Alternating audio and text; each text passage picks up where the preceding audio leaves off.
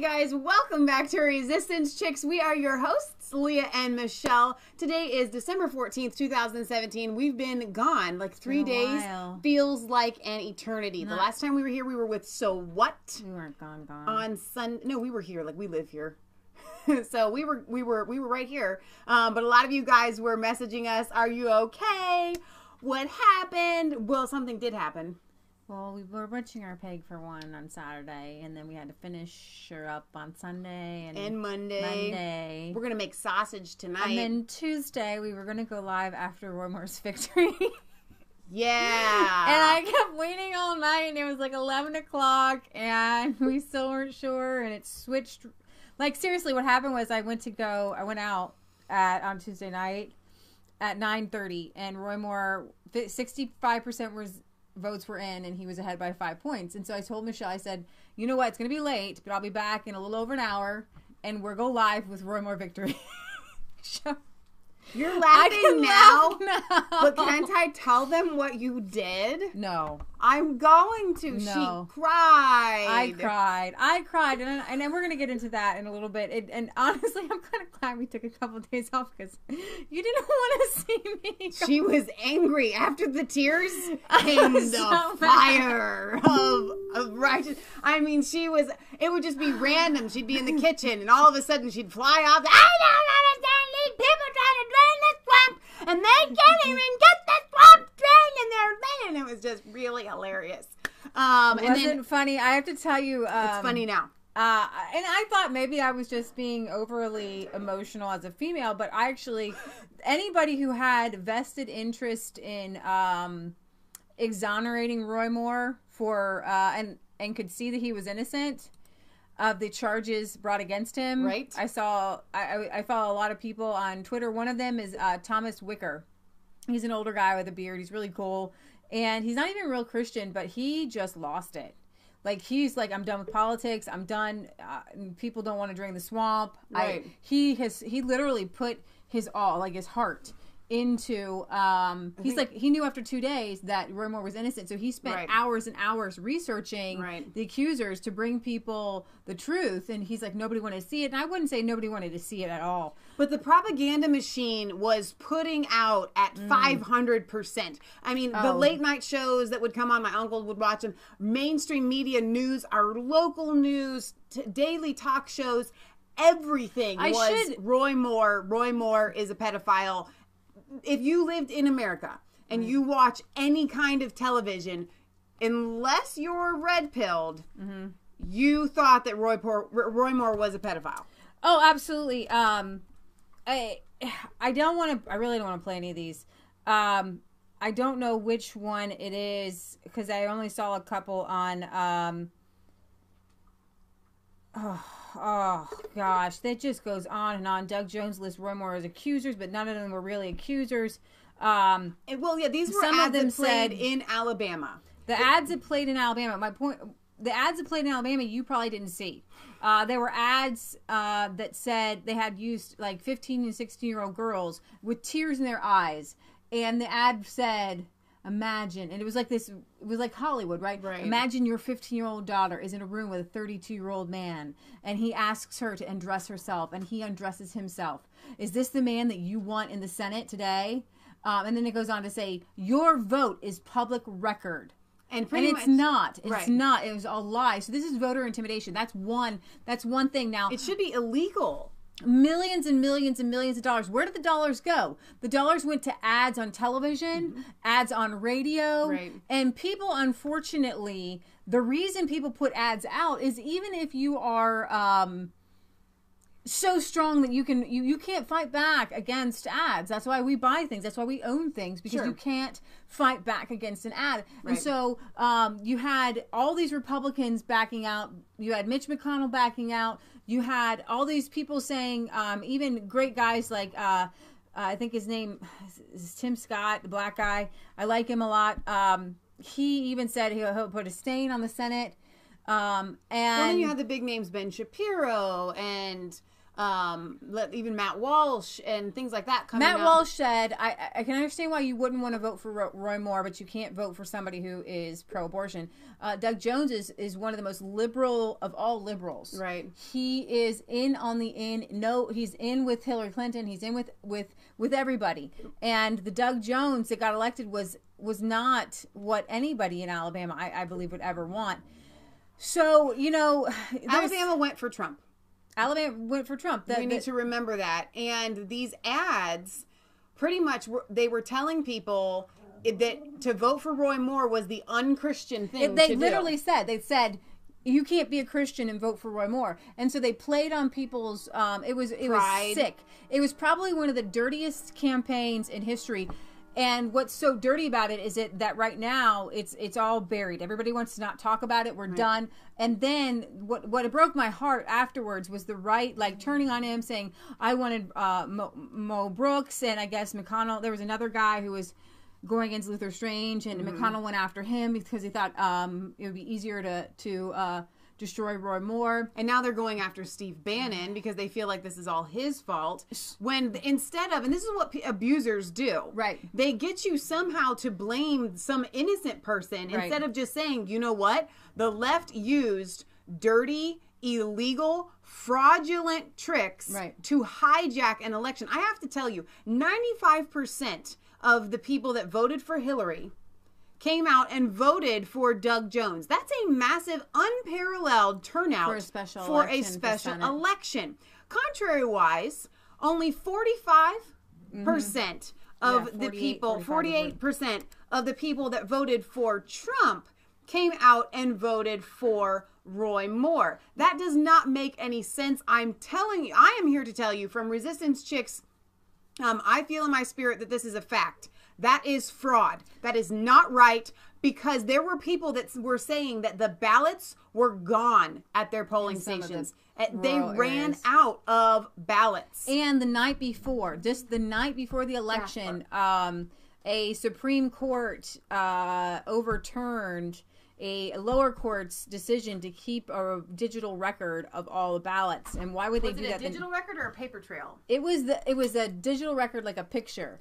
Okay, so you can go back. If you go and why not? Why can't you? Does it really take that much? We've got YouTube that holds millions of hours of video, and they can't keep these. A recount would have to be by hand of the scanned papers that we do, and then we scan them. That's, and that would be a lot harder than just literally going through the digital record. So I want to play this for people here because I've heard of a lot of rumors on the internet, on Twitter, saying that there were some ads asking black folk in Mississippi and Georgia to cross over into Alabama and to vote for Doug Jones. So I want to play this one for you.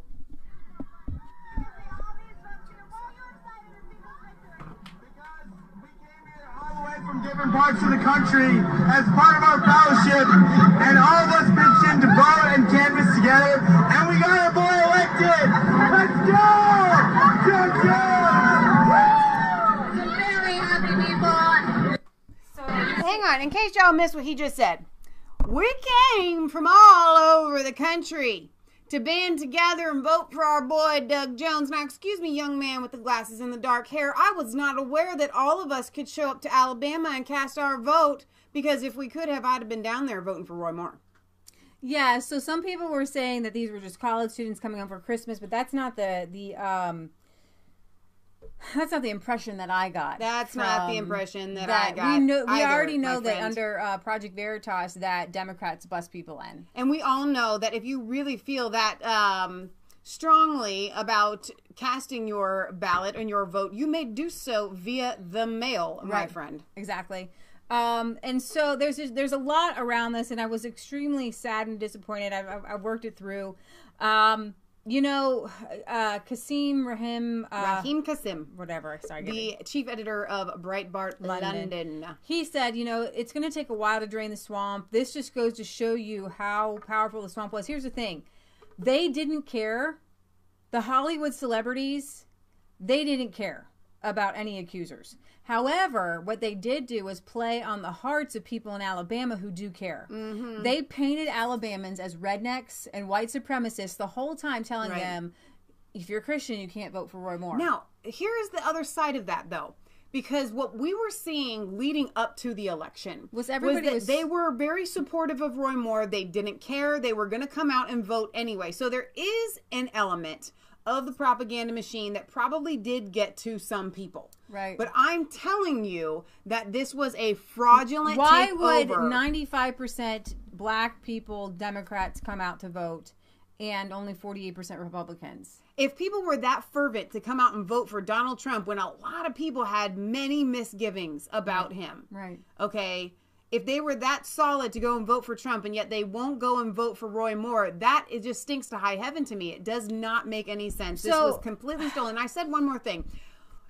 The Democrats nearly stole the election against Trump. Okay. But they had 50 states they had to get fraudulently, and they couldn't do it. They were so convinced between their propaganda machine and their new electronic voting machines. And to add to that, I'm gonna get to it. To the FBI thing. No, you weren't going to get to it because you don't know that I'm going to cover it. Okay, let me get my sentence. Go ahead. No. Nope. No. Go ahead. Nope. Go ahead. All they had to do was get one state, and it's not that difficult to just get, in today's day and age, with the technology that is available, to get one state to electronically wipe the votes and put them in favor, because they nearly did it with Trump. They did it with a couple of states. Well, we're still looking at New Hampshire. In Trump. Okay. What happened in New Hampshire? But there were girls that were on InfoWars. This is what I thought you were going to say. Saying, listen, we have always had paper ballots, and this is the first time in history have we had these brand new electronic machines rushed in, and now everything is different. I do not find that a coincidence, especially given that the night before or the day before, they decided and they made that decision. You know what? We're not going to keep the record of this, and it makes no sense. Now, what happened with the FBI? No, I was just going to say, and then you've got this Strzok, how do you say his last name? Strzok guy in his text messages that we're going to get to later saying, Trump can't win, and I have a plan. Don't worry, we have a plan. We can't let him win. We have an insurance policy is what he said. The insurance policy is to stack the Senate to make sure that nothing that Trump wants to put forward will go through. Well, I believe his insurance policy was the Russian investigation. That too. I think they've had a lot of insurance plans. Right. But I don't want to leave people hopeless, because we are still winning, whether Roy Moore is in that seat or not. And I have to tell you guys, they appointed Jeff Sessions for a reason. It's probably not a good one. And this seat is left vacant, and they made sure that they could fraudulently fill it. That being said, the American people... They would have come out against this Mo Brooks just as harsh. They would have come out something against him, too. Oh, yeah. I think that Doug Jones, or whoever was going to be in his stead, whatever Democrat they wanted, was going to get this seat regardless. They had it in their back pocket. But we still are winning, and I want you guys to be hopeful, because if they can get you demoralized... Exactly. Then they have you where they want you. And it's a lie that we should feel demoralized, because the force that is moving forward to righteousness, to rightness, to changing our country can't be stopped. They're trying to with all of these games that they're playing, but it can't be stopped. And that's what I was going to say. There's something to having raw talent and heart. Yeah. And then there's something when the team relies on tricks and finesse. Yeah. So Venus and Serena Williams are raw talent tennis players. Yes. Then there was, and then you got to come out here and say it. You can just say the Secretary of State said that the vote has to be certified. It hasn't been certified yet. The Secretary of State said that the vote has to be certified. It hasn't been certified yet. For those of you that aren't aware, and I can't imagine any of our viewers not being aware, Roy Moore did not come out and concede. No, he said that he was going to contest the results. So we are still at that phase. Everybody's, for everybody else, they want to move on, but he's not giving up, and I'm happy about it. I don't want him to give up. And it shows his integrity, because if he was guilty, he would have lied down. Nobody who was guilty could hold up to that kind of pressure. Right. With everyone else against him. Right. Okay. Bill Clinton. The only way Bill Clinton, if they had come out against Bill Clinton, 1/100th of how the whole media and everybody came out against Roy Moore, he'd be done for. He would have gone. He would have left because he's a coward. Yes. Because sexual molesters... Cowards cut and run. Sexual molesters are cowards. And one thing Thomas Wicker pointed out was that he wouldn't be, even if it was the 14-year-old and 16-year-old, he wouldn't be a pedophile. They have different names for these different attractions. However, those attractions are a sexual orientation in your mind, and you can't change. Just like a pedophile can't change. Pedophiles are attracted to children. He's married. He has children. He has grandchildren. He's not... The point is that he was... 40 years ago, he was looking for a wife, and he was dating young... unmarried women. Right. Okay? At that time, most women in their 20s and 30s even were married. Right. Okay? So it was like one of the accusers in the Washington Post, it was 18 years old. Yeah. He dated an 18-year-old. Oh my gosh. Throw the book at him. Well, and that's another thing, and just to rehash this all, guys, because there apparently so many people did not know, because that's what I'm finding out, just even in the public, going amongst people, they have no clue. Right. These 8 accusers were just women that came forward and said, he dated me with my mother's permission when we were young, when I was young. 17, 18, and 19. When it was 20... if he had slept with these girls and he did not, right, it still would have been legal because the legal age for sleeping with them was 16, and he only dated them when they were 17. One of the none of this makes sense. At his rally, it was just so moving. It's another thing that made me want to cry. His Vietnam War co-captain, he was another captain in the Army. He came and he's like, God spoke to me. I have to come and defend this man. He is righteous. Wow. He is holy. Yeah. He would not have left the Army to go do anything crazy like this. He said at one point, one of our other leaders led us into what was a Vietnamese girl brothel. Mm-hmm. And he looked at the guy, this other Christian man who's like a missionary right now. And he said, we shouldn't be here. We got to go. Wow. We got to go. We can't be in here. So this is a guy who has always been moral. He's always been upstanding. He's always been righteous. And here's the thing. Under a court of law, you're innocent until you're proven guilty. But apparently the mainstream media can prove you guilty. I guess. And the mainstream media coming out to defend Gloria Aldridge and that Nelson woman after she lied, saying she just made annotations. They literally, ABC put words in her mouth. Right. Megyn Kelly interviewed another pastor who was there. Listen, I've been a Christian and I have been falsely accused of things in church by church people. And to have the mainstream media come out against Roy Moore and coming out against the defenders of Roy Moore, calling them pedophiles themselves. And that's another thing I wanted to get to. In a court of law, when there's no proof, the only thing you have to rely on is what? Character witnesses. Thank you. And we have Roy Moore character witnesses in abundance, a plethora of them. And the mainstream media, if they were honorable and they were upstanding, they would have said, you know what, this may have happened. Let's get some character references because I'm going to tell you something. When we came out, I say we, against Weinstein and Franken, there were massive amounts of character references to the contrary that proved a pattern. There were no character references that came out, and the mainstream media didn't even want to seek them out because they are not unbiased. They were part of the machine. It was their goal. They would not do anything to hamper it. Right. And nobody was able to grill. Nobody grilled Leah Korfman, the main accuser. She's 14, and I have played this over. I've played so many times over my head. I've wanted to sit down and interview this woman and say, okay, so why were you at the courthouse? We know why you were at the courthouse. You were there because your mama was giving custody of you to your dad. Because you were so out of control. Because you were sleeping around with boys and drinking and partying at 14 years old. But you said somehow that Roy Moore met you and that ruined your life and sent you spiraling down. But you were already at 14, a crazy girl. And I remember being 14. I remember those crazy girls. I wouldn't trust you as far as I could throw you. You are a liar. I would say that to her face. I know girls like that. Yes. I knew them at 14 years old. They were sleeping around, they were drinking, and they are known habitual liars. That's not a character witness. Well, then somehow we have to go to kind of legal court documents after the fact. Not even a year later, she goes back to court and is sent from her dad back to her mom because her life is all of a sudden so much better. But somehow she said that after her incident with Roy Moore, her life took a spiraling turn for the worse. She's trying to make excuses for the fact that she's always been a slut. Yeah. She's a whore. And I'm sorry, I have to say, it comes from deep inside of me. Because when you falsely accuse somebody, what I put on Twitter, I said, there is something worse than sexual assault. And that is this nationwide gang rape of a righteous man's reputation. They have gang raped Roy Moore's reputation. Yep. And they have enjoyed every moment of it. Right. They stripped him down, laid him bare, put him on television, and made fun of him. And the reason he the reason he sputtered around, because he didn't have a set political lie set up. The reason his campaign seemed to sputter, because they aren't politicians. Right. They don't spin things. Right.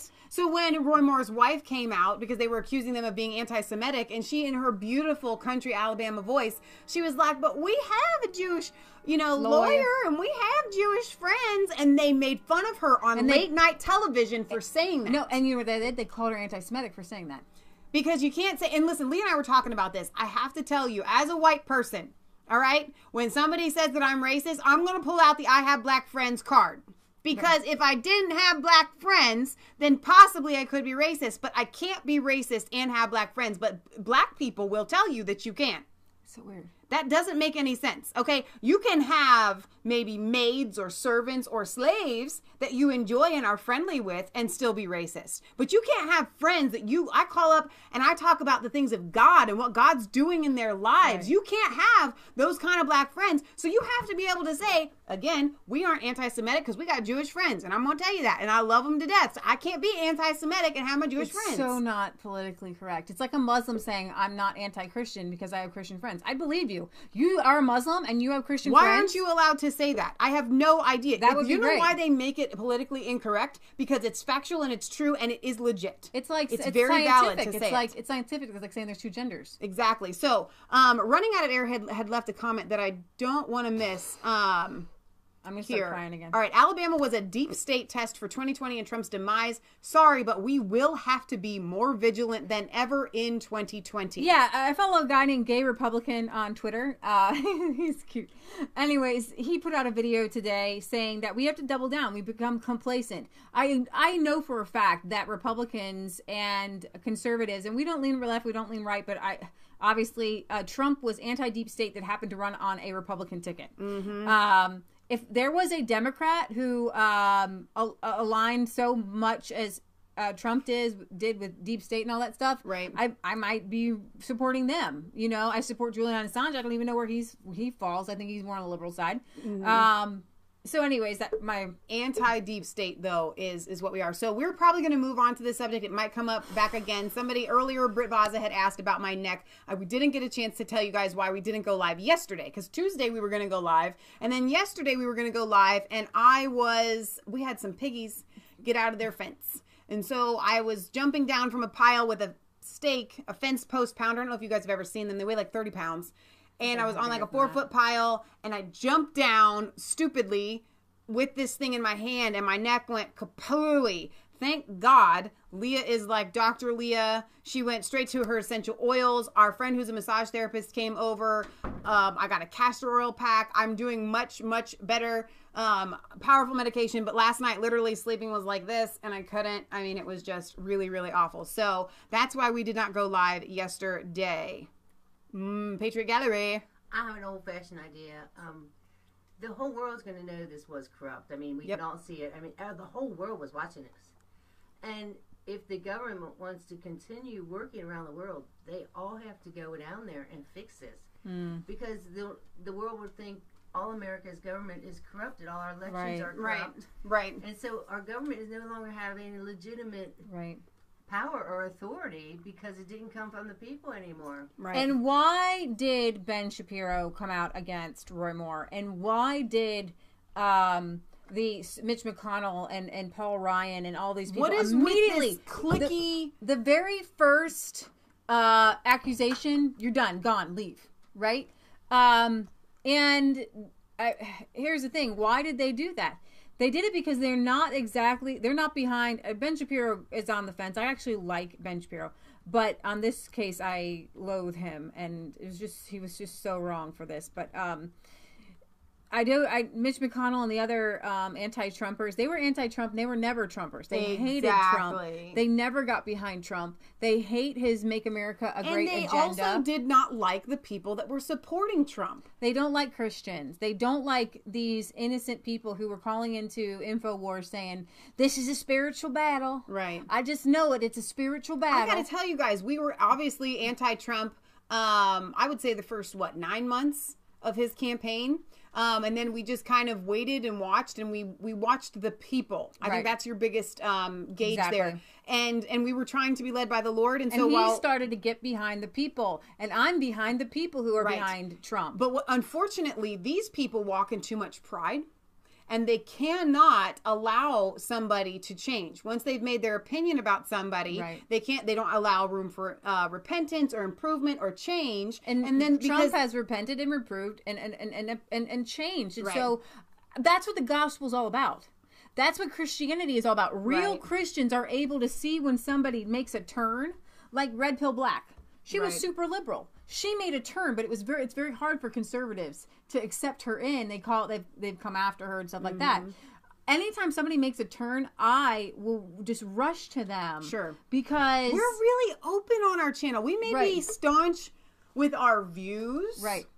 Okay? But when it comes to accepting other people and trying to find a middle ground where we can agree, somebody the other day commented on my lard video that's a vegetarian, and they were all upset, and I'm just like, listen, I think we can agree against factory farms.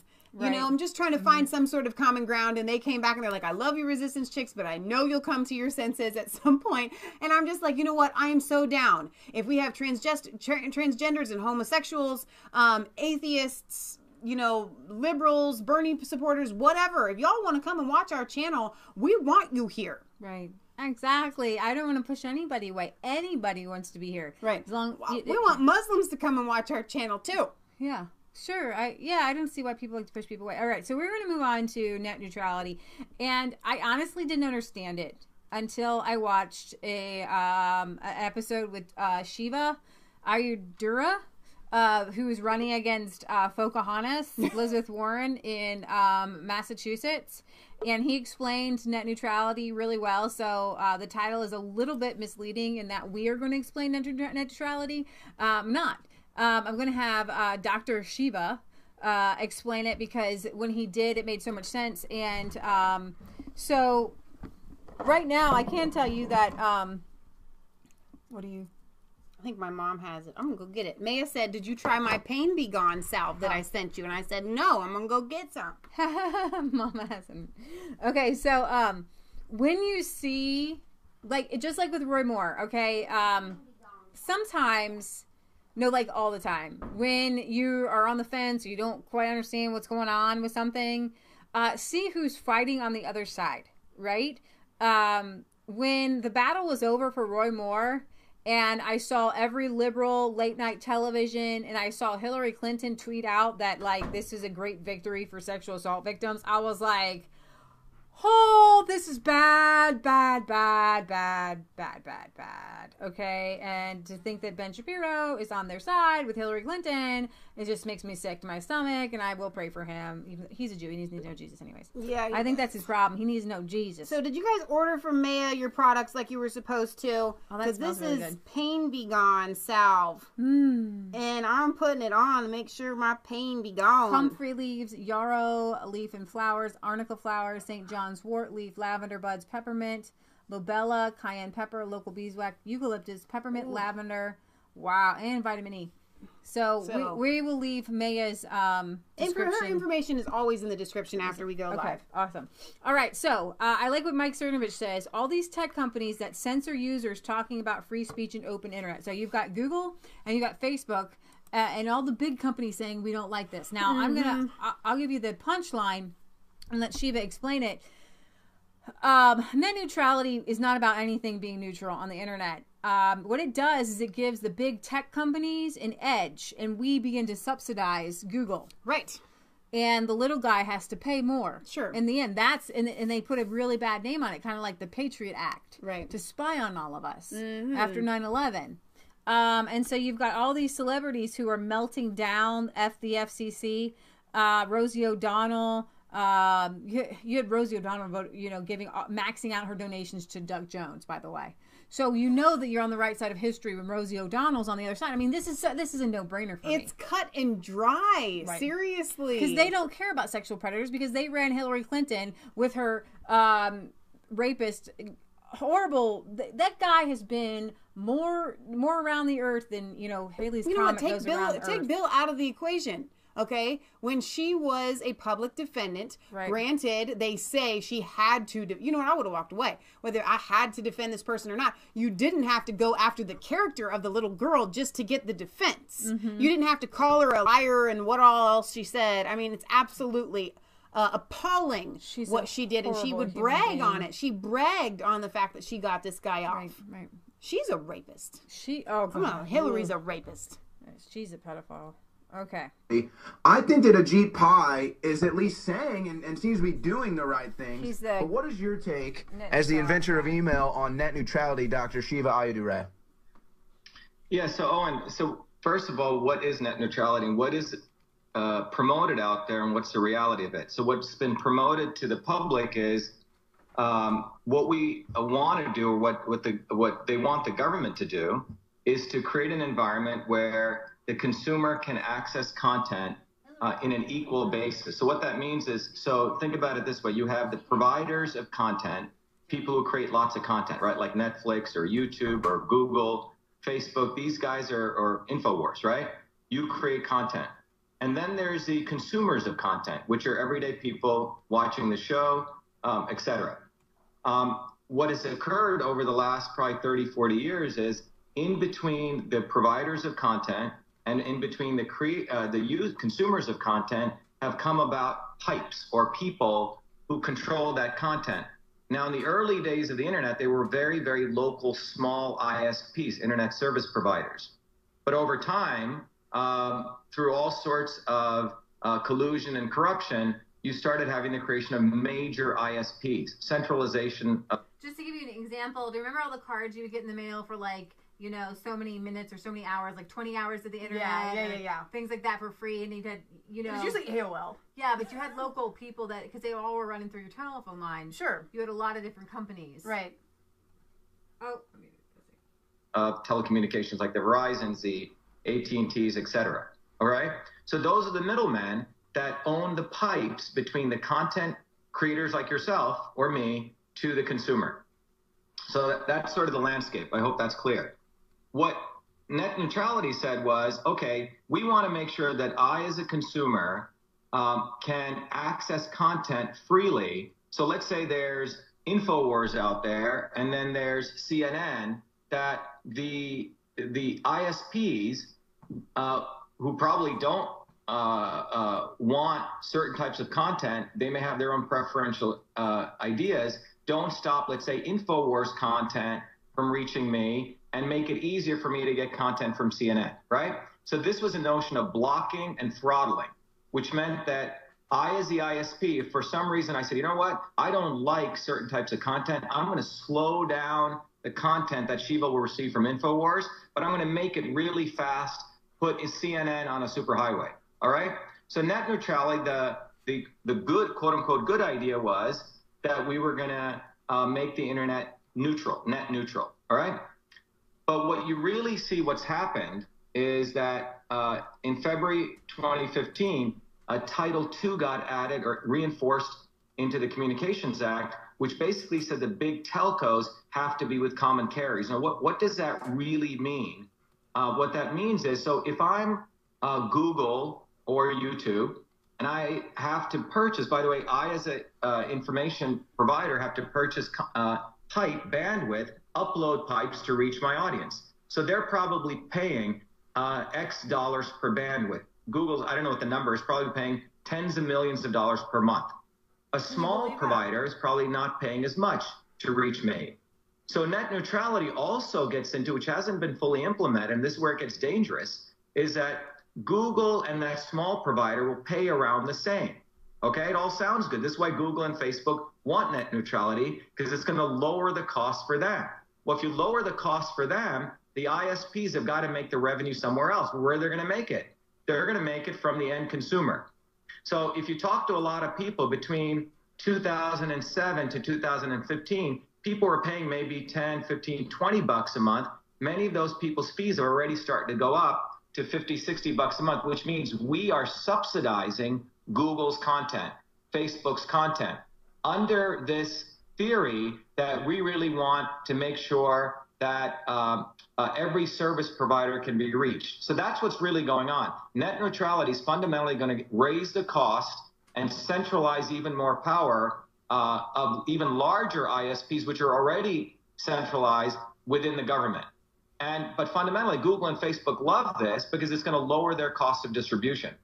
Interesting enough, there's a book that came out called The Offensive Internet. I think that's what it's called, written by a professor, Nussbaum, and another guy called Sunstein, who contributed to it. It's a set of academics from the University of Chicago. And if you read this book, it basically says, in fact, Sunstein, who was Obama's information czar, says, we need to start monitoring chat.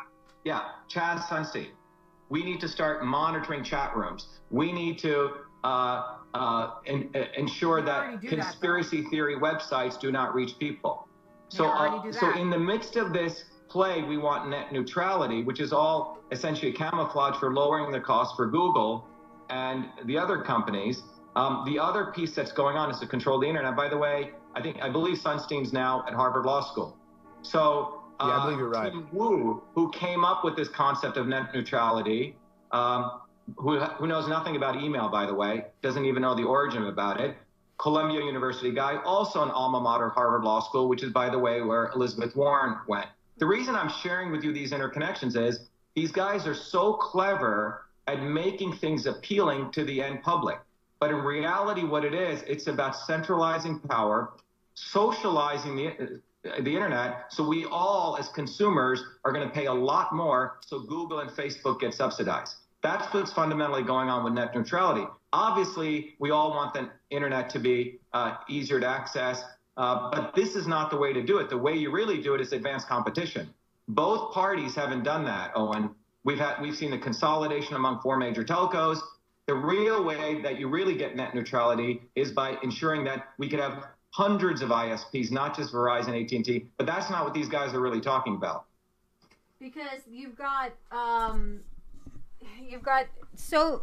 these mergers, these giant mergers happening. I mean, Fox just sold itself to Disney. So what happens is you have these monopolies. DirecTV was bought out by AT&T, and now AT&T is trying to buy Time Warner. Those people are all in charge of getting us internet. And it's so hilarious. It's not really hilarious. It's awful, but to me, it's really funny that we're allowing this to happen, where you have these big giants, and then there's all these little ones, and they are slowly eating them all up. And so it's kind of like DirecTV is getting bought out by Dish, or vice versa.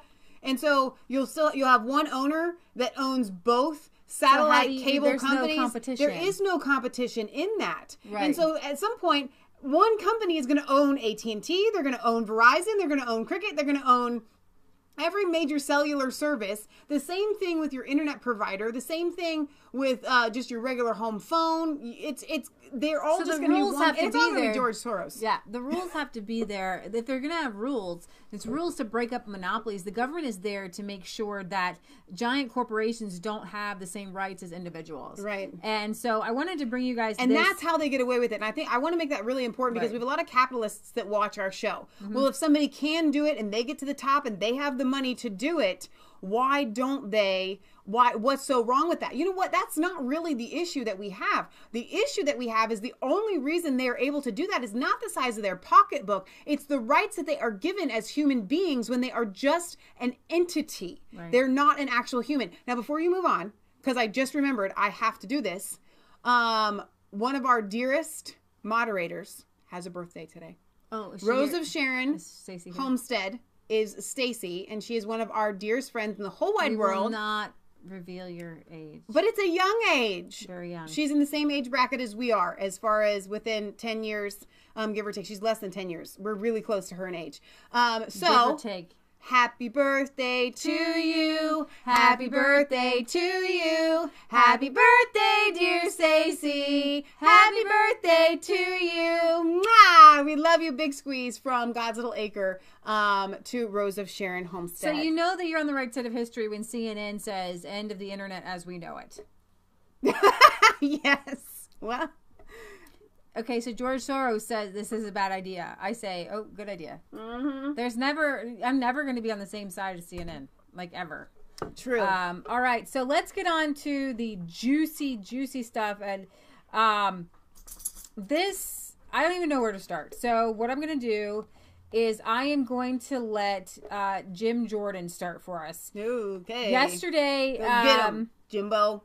The Deputy Attorney General testifying on Capitol Hill, Rod Rosenstein, who many people don't know, he actually was on that same letter with Jeff Sessions telling President Trump that he should fire Comey. Yeah. Now, in my humble opinion, and I don't know if anybody it's not has a humble said opinion, it's yet, just an opinion. Patriot Gallery. I keep thinking about this more and more. And we can't let it go because we can't let it go. Well, to attack this guy for 15, 16, 17-year-olds, and yet they're for immigration of Muslims who marry 12, 9, 8, 5-year-olds, and they let these women be raped by their husbands. They don't even call marriage rape, and when it is rape. I know. And these women don't have a choice who they marry, yet they're for immigration. I know. And they call the rest of the world xenophobes. I know. They're being a xenophobe if they're attacking Roy Moore.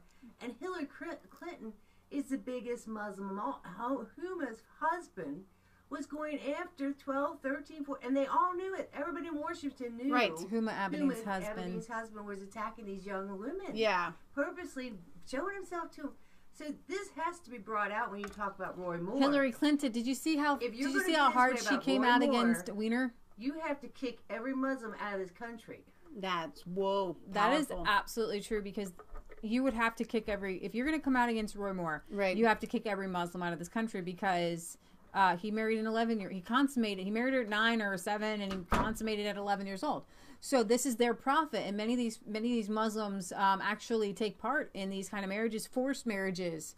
I mean, Roy Moore was going up dating girls in the mall. Okay, I get it. He asked them out, man.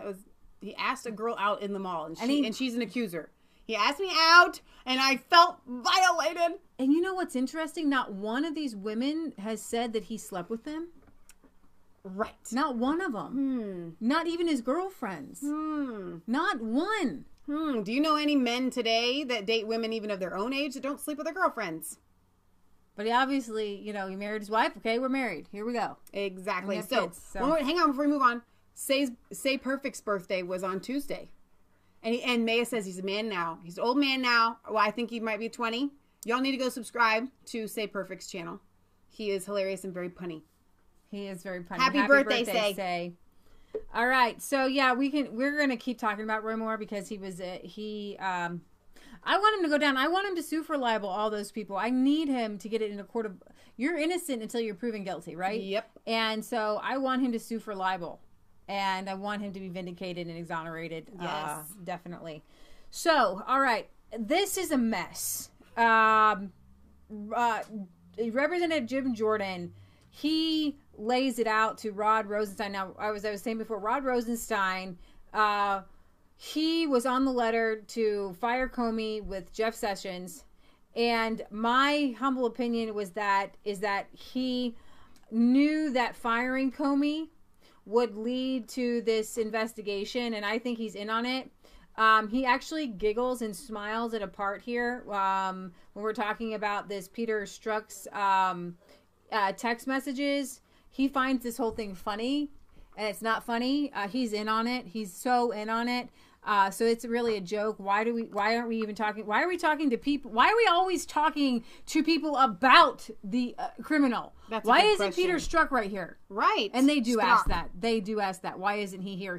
They haven't been able to get him to come yet. Right. Okay.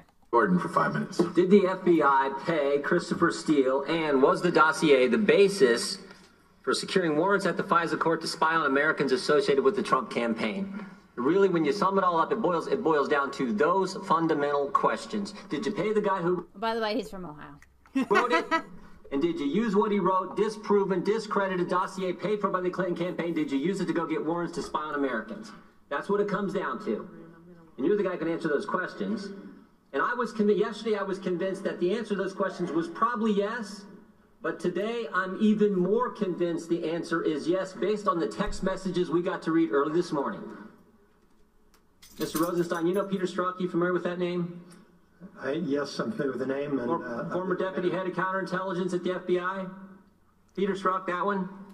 I don't know his precise title, but yes, he had a significant role in... Peter Strzok ran the Clinton campaign, interviewed Mills, Aberdeen, Clinton, changed the exoneration letter from gross negligence to extreme carelessness. Peter Strzok, who ran the Russian investigation, interviewed Mike Flynn. Peter Strzok selected by Mr. Mueller to be on his team. That Peter Strzok, we learned, had all these text messages. We got to read some of them early this morning. Now, as my colleagues have pointed out, some of them are, they're show he didn't like Trump. He and Miss Page are exchanging text messages back and forth, show they don't like the president. But that's nothing new. Everyone on Mueller's team, no one on Mueller's team likes Trump. We already knew that. But I want to focus on one in particular. One in particular. And this is a text message from Mr. Strzok to Miss Page, recalling a conversation and a meeting that took place in Andrew McCabe's office, Deputy Director of the FBI, recalling a meeting earlier. And Mr. Strzok says this: I want to believe the path you threw out for consideration in Andy's office. Then there's a break. Dash, it says that there's no way he gets elected. No way Trump gets elected. He says, I want to believe that. You said that in the meeting in Andrew McCabe's office. I want to believe that. But then he goes, but I'm afraid we can't take that risk. Now, this goes to intent. He says, we can't take the risk. The people of this great country might elect Donald Trump president. We can't take this risk. This is Peter Strzok, head of counterintelligence at the FBI. This is Peter Strzok, who I think had a hand in that dossier that was all dressed up and taken to the FISA court. He's saying we can't take the risk. We have to do something about it. Now, don't forget the timeline here either, Mr. Rosenstein. Peter Strzok, January 10th, he's the guy who changes the exoneration letter from gross negligence, criminal standard, to extreme carelessness. July 2nd, he's the guy who sets in on the Clinton interview. July 5th, 2016, that's when Comey has the press conference and says, we're not going to prosecute. Clinton's okay, we're not going to prosecute. And then August 2016, we have this text message. The same month that the Russian investigation is opened at the FBI, August 2016. And my guess is that's the same month that the application was taken to the FISA court to get the warrants to spy on Americans. Using this dossier that the Clinton campaign paid for, Democrats paid for, fake news, all dressed up, taken to the court. So I got really just a couple basic questions. Because it seems to me if the answer to any of those two questions, if the answer is yes, if you guys paid Christopher Steele at the same time the Democrats in the Clinton campaign were paying, or if you took the dossier, dressed it all up, took it to the FISA court, and used that as the basis to get warrants, and now we have intent in this text message saying, there's another text message, my colleague referenced it earlier, where Mr. Strzok says, I can protect our country at many levels. Says it with all the humility he could muster. I can protect our country at many levels. This guy thought he was Super Agent James Bond at the FBI. This is obvious. I'm afraid we can't take that risk. There's no way we can let the American people make Donald Trump the next president. I got to protect our country. This is unbelievable. And I'm here to tell you, Mr. Rosenstein, I think the public trust in this whole thing is gone. So it seems to me you got two things you can do. Oh. You're the guy in charge. He doesn't even care. You're the guy to pick Mueller. He doesn't You're the guy who care. wrote the memo saying why he needed to fire Comey. You're the guy in charge. You could disband the Mueller special prosecutor, and you can do what we've all called for. Appoint a second special counsel to look into this, to look into Peter Strzok, Bruce Orr, everything else we've learned in the last several weeks. Yes, Congressman, and I can assure you that I consider it very important to make sure the thorough review is done, and our Inspector General is doing a thorough review. That's how we found those text messages as part of that review. You've given that answer like 15 times. Let me ask you this. Are you concerned, this is what a lot of Americans are believing right now, and I certainly do, that the Comey FBI and the Obama Justice Department worked with one campaign to go after the other campaign? That's what everything points to. Think about what we've learned in the last several weeks. We first learned they paid for the dossier. Then we learned about Peter Strzok. And last week we learned about Bruce Orr and his wife, Nell. I mean, this is unbelievable. So what's it going to take to get a second special counsel to answer these questions and find out, was Peter Strzok really up to what I think he was? I think it's important to understand, Congressman, we have an Inspector General who has 500 employees and a $100 million budget. And this is what he does. He investigates allegations of misconduct involving department employees.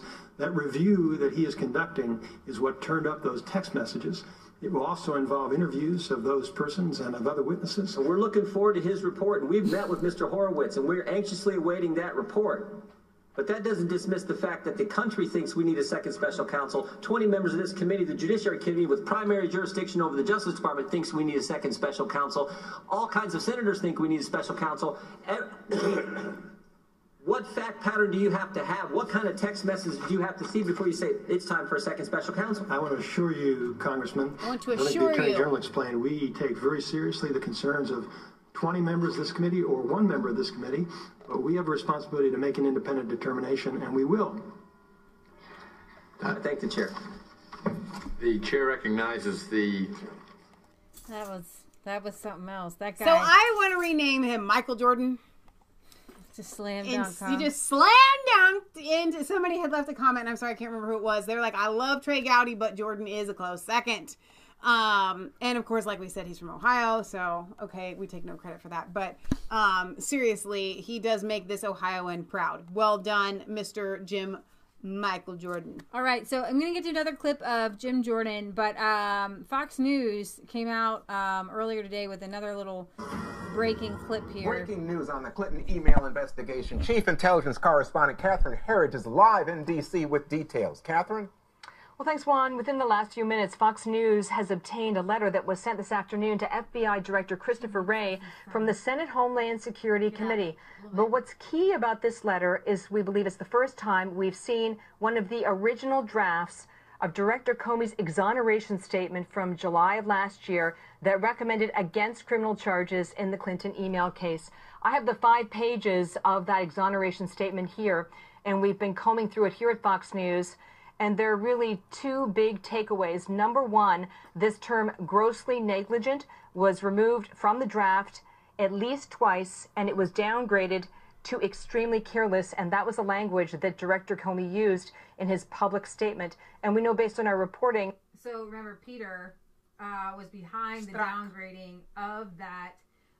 One would have led to criminal grand jury, and one exonerated her. So he said in his text messages, we can't allow Trump to be president. Right. I can protect him at many levels, and this is one of those levels. And this is the FBI working with the Obama administration and working with Clinton to get Clinton elected, and it's just sick. That the removal of the term grossly negligent was made by this FBI agent, Peter Strzok, who sent these anti-Trump texts.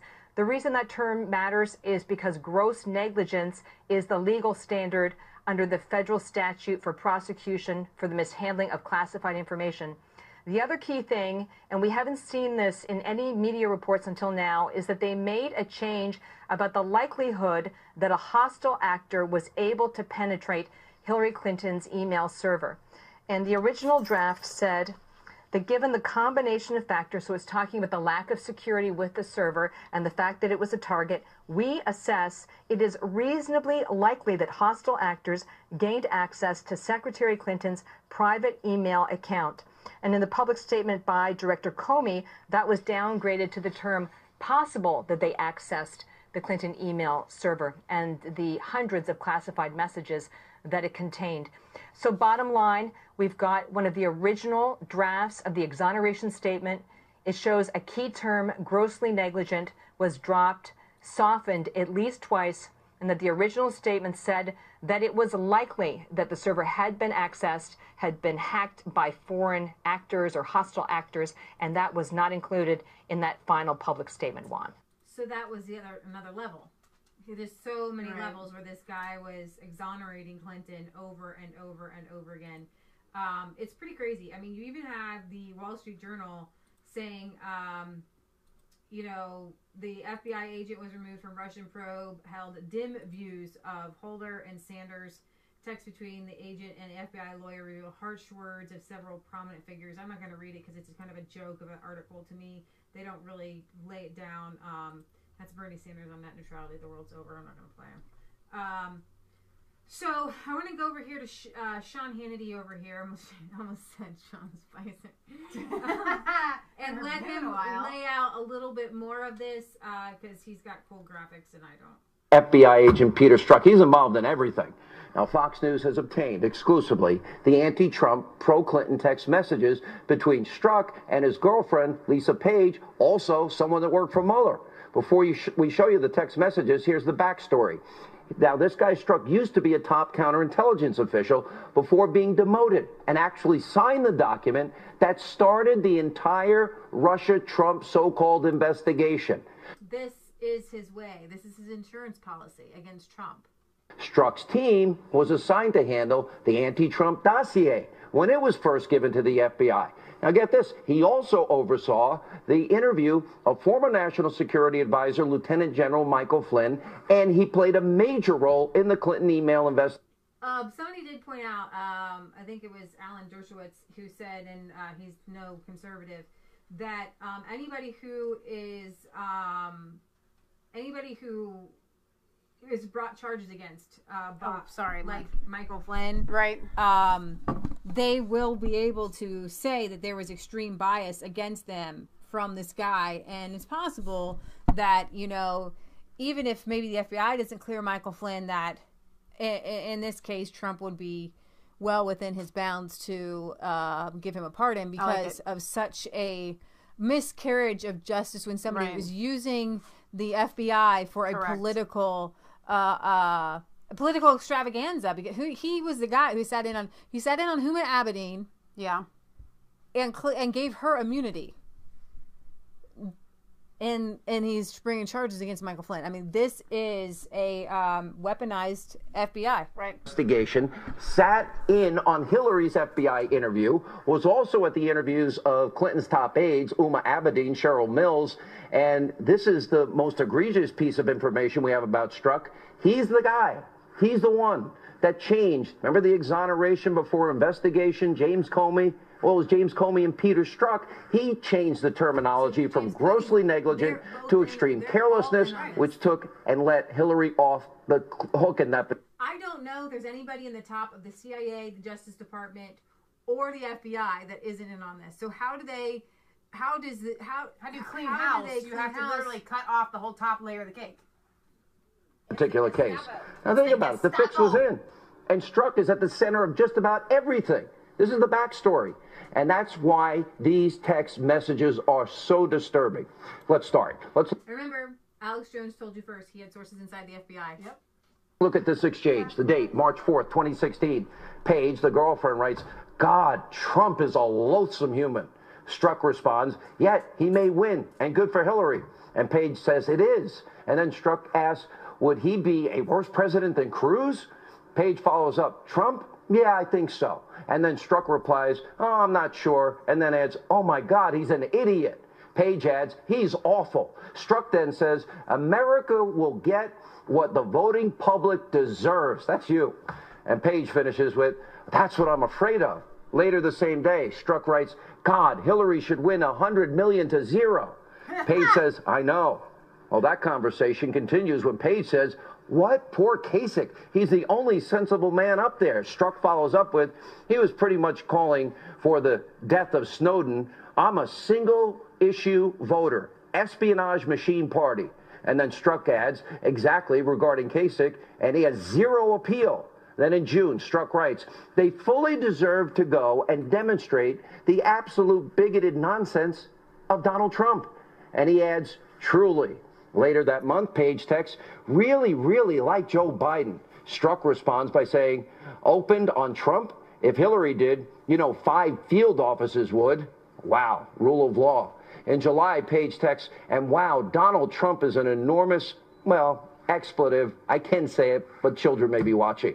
And in August, Paige writes, "Jesus, you should read this, and Trump should go bleep himself." And Strzok responds, God, that's a great article. Thanks for sharing. And bleep Trump. Now, Strzok even bashed Trump supporters, writing, quote, just went to a Southern Virginia Walmart. I could smell the Trump support. And Paige, his girlfriend, replies, out to lunch with, well, redacted, and we both hate everyone and everything. And then she adds, well, just riffing on the hot mess that is our country. Strzok ends by saying, yeah, it's scary, really down here.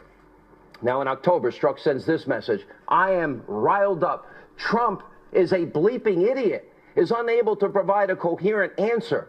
Strzok later texts, I can't pull away. What the blank happened to our country? And this particular message, pay close attention to. It's getting attention from other people as well. It's raising all kinds of important questions that we need answers to. Now, in August of 2016, Strzok texted, I want to believe the path you threw out for consideration in Andy's office, that there's no way he gets elected, meaning Trump. But I'm afraid we can't take that risk. It's like an insurance policy in the unlikely event you die before you're 40. Now, Fox News, we haven't confirmed that Andy, well, that text would be Deputy FBI Director Andrew McCabe. And remember, McCabe's wife took $700,000 in donations from Democrats during a 2015 Virginia State Senate run. By the way, Terry McAuliffe up to his eyeballs there. There's also this text exchange. We edited out the middle part, which was a web link. Paige writes, and maybe you meant to stay where you are because you're meant to protect the country from that menace. And Strzok says, thanks. It's absolutely true that we're both very fortunate. And of course, I'll try and approach it that way. I just know it will be tough at times. I can protect our country at many levels. Not sure if that helps. What is the insurance policy? And why is Andy, who we think is Andrew McCabe, the deputy FBI director, why is he involved in this? Interestingly, the Wall Street Journal reporting that the meeting with McCabe took place just as the FBI launched its counterintelligence probe into possible Trump-Russia connections. You can't write a novel like this. Now, the Journal also notes that July is when Christopher Steele briefed the FBI about the fake news dossier. And here's another huge question. How were these text messages discovered? And after reading all those messages, how can Rod Rosenstein honestly go before Congress today and conclude that special counsel is fair and unbiased? And then there's this new information, Fusion GPS. They have confirmed that Nellie Orr, the wife of the recently demoted DOJ official Bruce Orr, did in fact work for Fusion GPS. And Fusion GPS also confirmed that Nellie Orr worked on Trump opposition research. And we found out last week that Bruce Orr met with the former British spy that paid for the Russian lies to influence the election, that Steele is the person who put together the fake news anti-Trump Russian dossier with phony information. Well, we know Bruce Orr also met with Glenn Simpson. He's the co-founder of Fusion GPS after the election. And guess what? Orr's office was only 4 doors down from Rosenstein's. Wow. Everything that we've just explained shows that there are inexcusable conflicts of interest, that there are clear abusive biases at the DOJ and the FBI and Robert Mueller's team. Now, to be clear, this has nothing to do with rank and file, hardworking law enforcement. Right. So, that is just a hot mess of craziness. And this Orr guy and his wife, they're new in the past couple days to the narrative, and I want to explain them a little bit.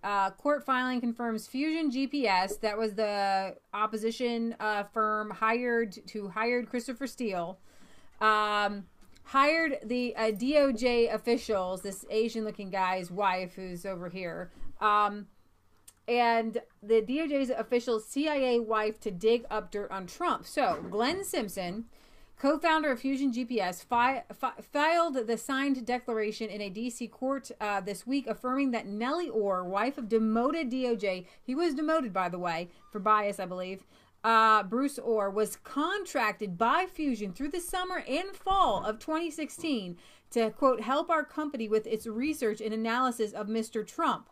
The House Intelligence Committee determined that in November 2016, Simpson met with Bruce Orr.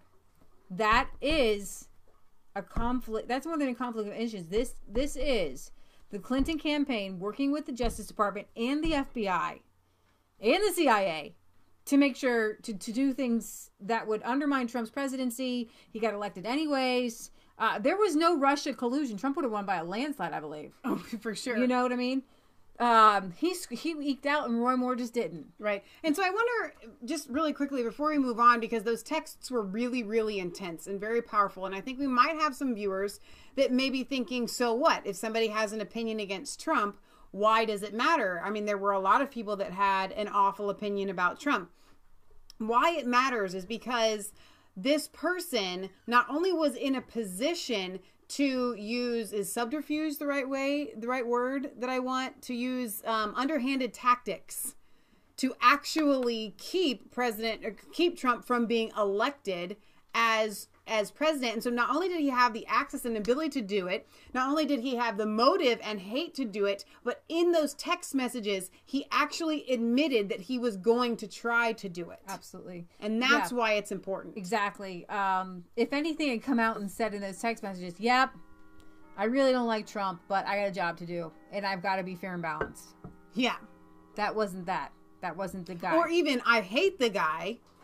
I hate the guy, and but I can't, go there. I just, you know what I mean? You could be as emphatic as you want, but to say all these things, we got to stop him. He's a menace. I need an insurance policy against him getting elected. I have to protect the country at many levels. Little bit fishy. Exactly. Fishy. Okay, so let's see. He met with Bruce. Let's see. He met with Bruce Orr shortly after the election to discuss their findings regarding Russia and Trump. Bruce Orr lost his senior level position at the DOJ as Associate Deputy Attorney General after his meetings with Simpson and British spy Christopher Steele, who assembled the Trump-Russian dossier, were discovered. And why would Fusion GPS hire Nellie Orr? Aside from the obvious connection to her DOJ husband, who was in a position to provide Fusion GPS with information on Trump gathered by U.S. intelligence agencies. So here's the thing. She was able to kick back information to Fusion GPS, who then kicked it back to the FBI, right, who then kicked it to who Peter Strzok went and took it to the FISA court to get wiretaps. I mean, this is intense. Nellie Orr also represented the CIA's Open Source Works group in 2010 and an expert working group report on international organized crime, along with Bruce Orr and Glenn Simpson. So she's already worked with them. Now, caution slippery when wet. I love your guys' screen names, by the way. Thank you for that. A really loyal viewer that we have here says, remember, Mueller was in charge of the FBI during the 9/11 investigation. Absolutely. And you know how well that went. Right. In addition to the dossier, which served as a basis for the DOJ and FBI to obtain a FISA surveillance last year on the Trump campaign, advisor Fusion GPS was also behind the infamous Trump Tower setup with a Russian lawyer and a failed attempt to link Donald Trump to billionaire pedophile Jeffrey Epstein. That's a little known fact that they tried to set him up as a connection with Jeffrey Epstein. But why would you want to do that? Why would you want to paint that way? Because Bill Clinton flew in his plane 500 times. What plane was that? The Lolita Express also to Pedophile Island. The Daily Caller reported last month that heavily redacted Fusion GPS bank records revealed DNC law firm Perkins Coie paid Fusion a total of over $1 million for opposition research on then candidate Donald Trump, including the crazy dossier.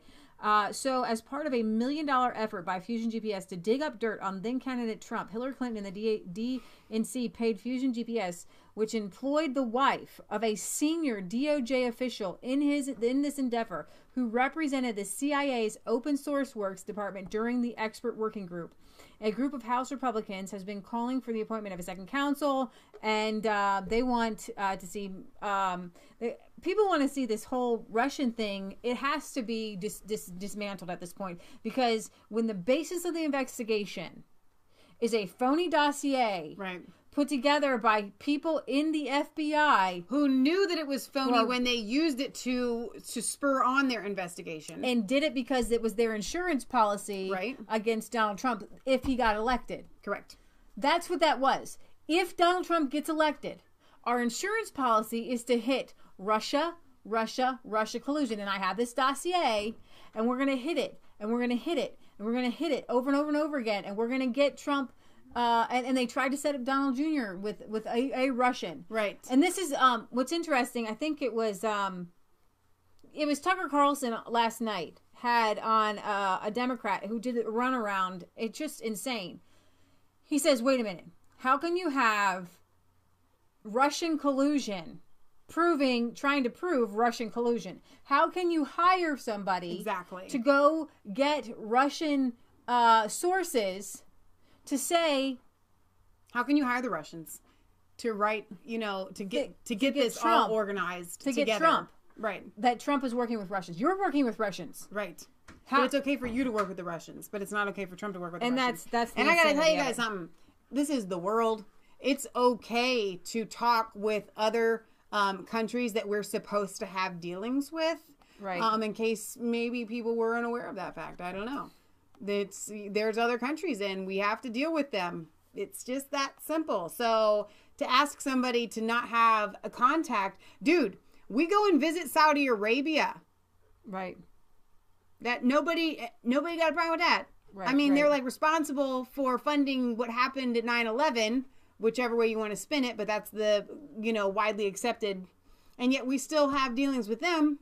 Right. And they want to blow up our country, man. So here, Jim Jordan, after he grilled Rod Rosenstein, was on Lou Dobbs. I want you to hear what he has to say. All right. Mr. Jim Michael. Money from political groups aligned with Clinton, including the Clintons' biggest money raiser at one time, and that is Virginia Governor Terry McAuliffe. At the very same time, McCabe was investigating, seemingly, Hillary Clinton in the email scandal.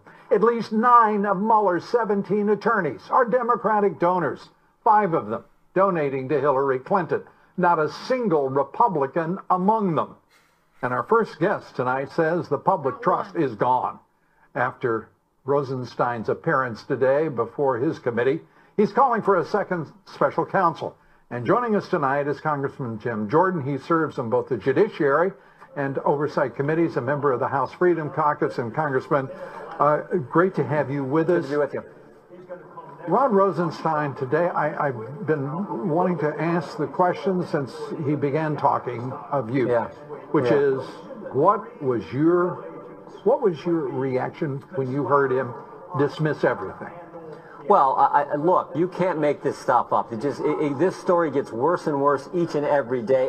And the email that Catherine highlighted in the earlier segment, the text message, she picked the right text message, because the anti-Trump text, that's no big deal. I mean, we know everyone on the Mueller team is anti-Trump. You just went through the whole list. But the text message where he says to Lisa Page, Peter Strzok says to Lisa Page, we can't let this happen. In other words, we can't let Donald Trump be president. That shows that he's thinking about a plan to stop one party's nominee from being president.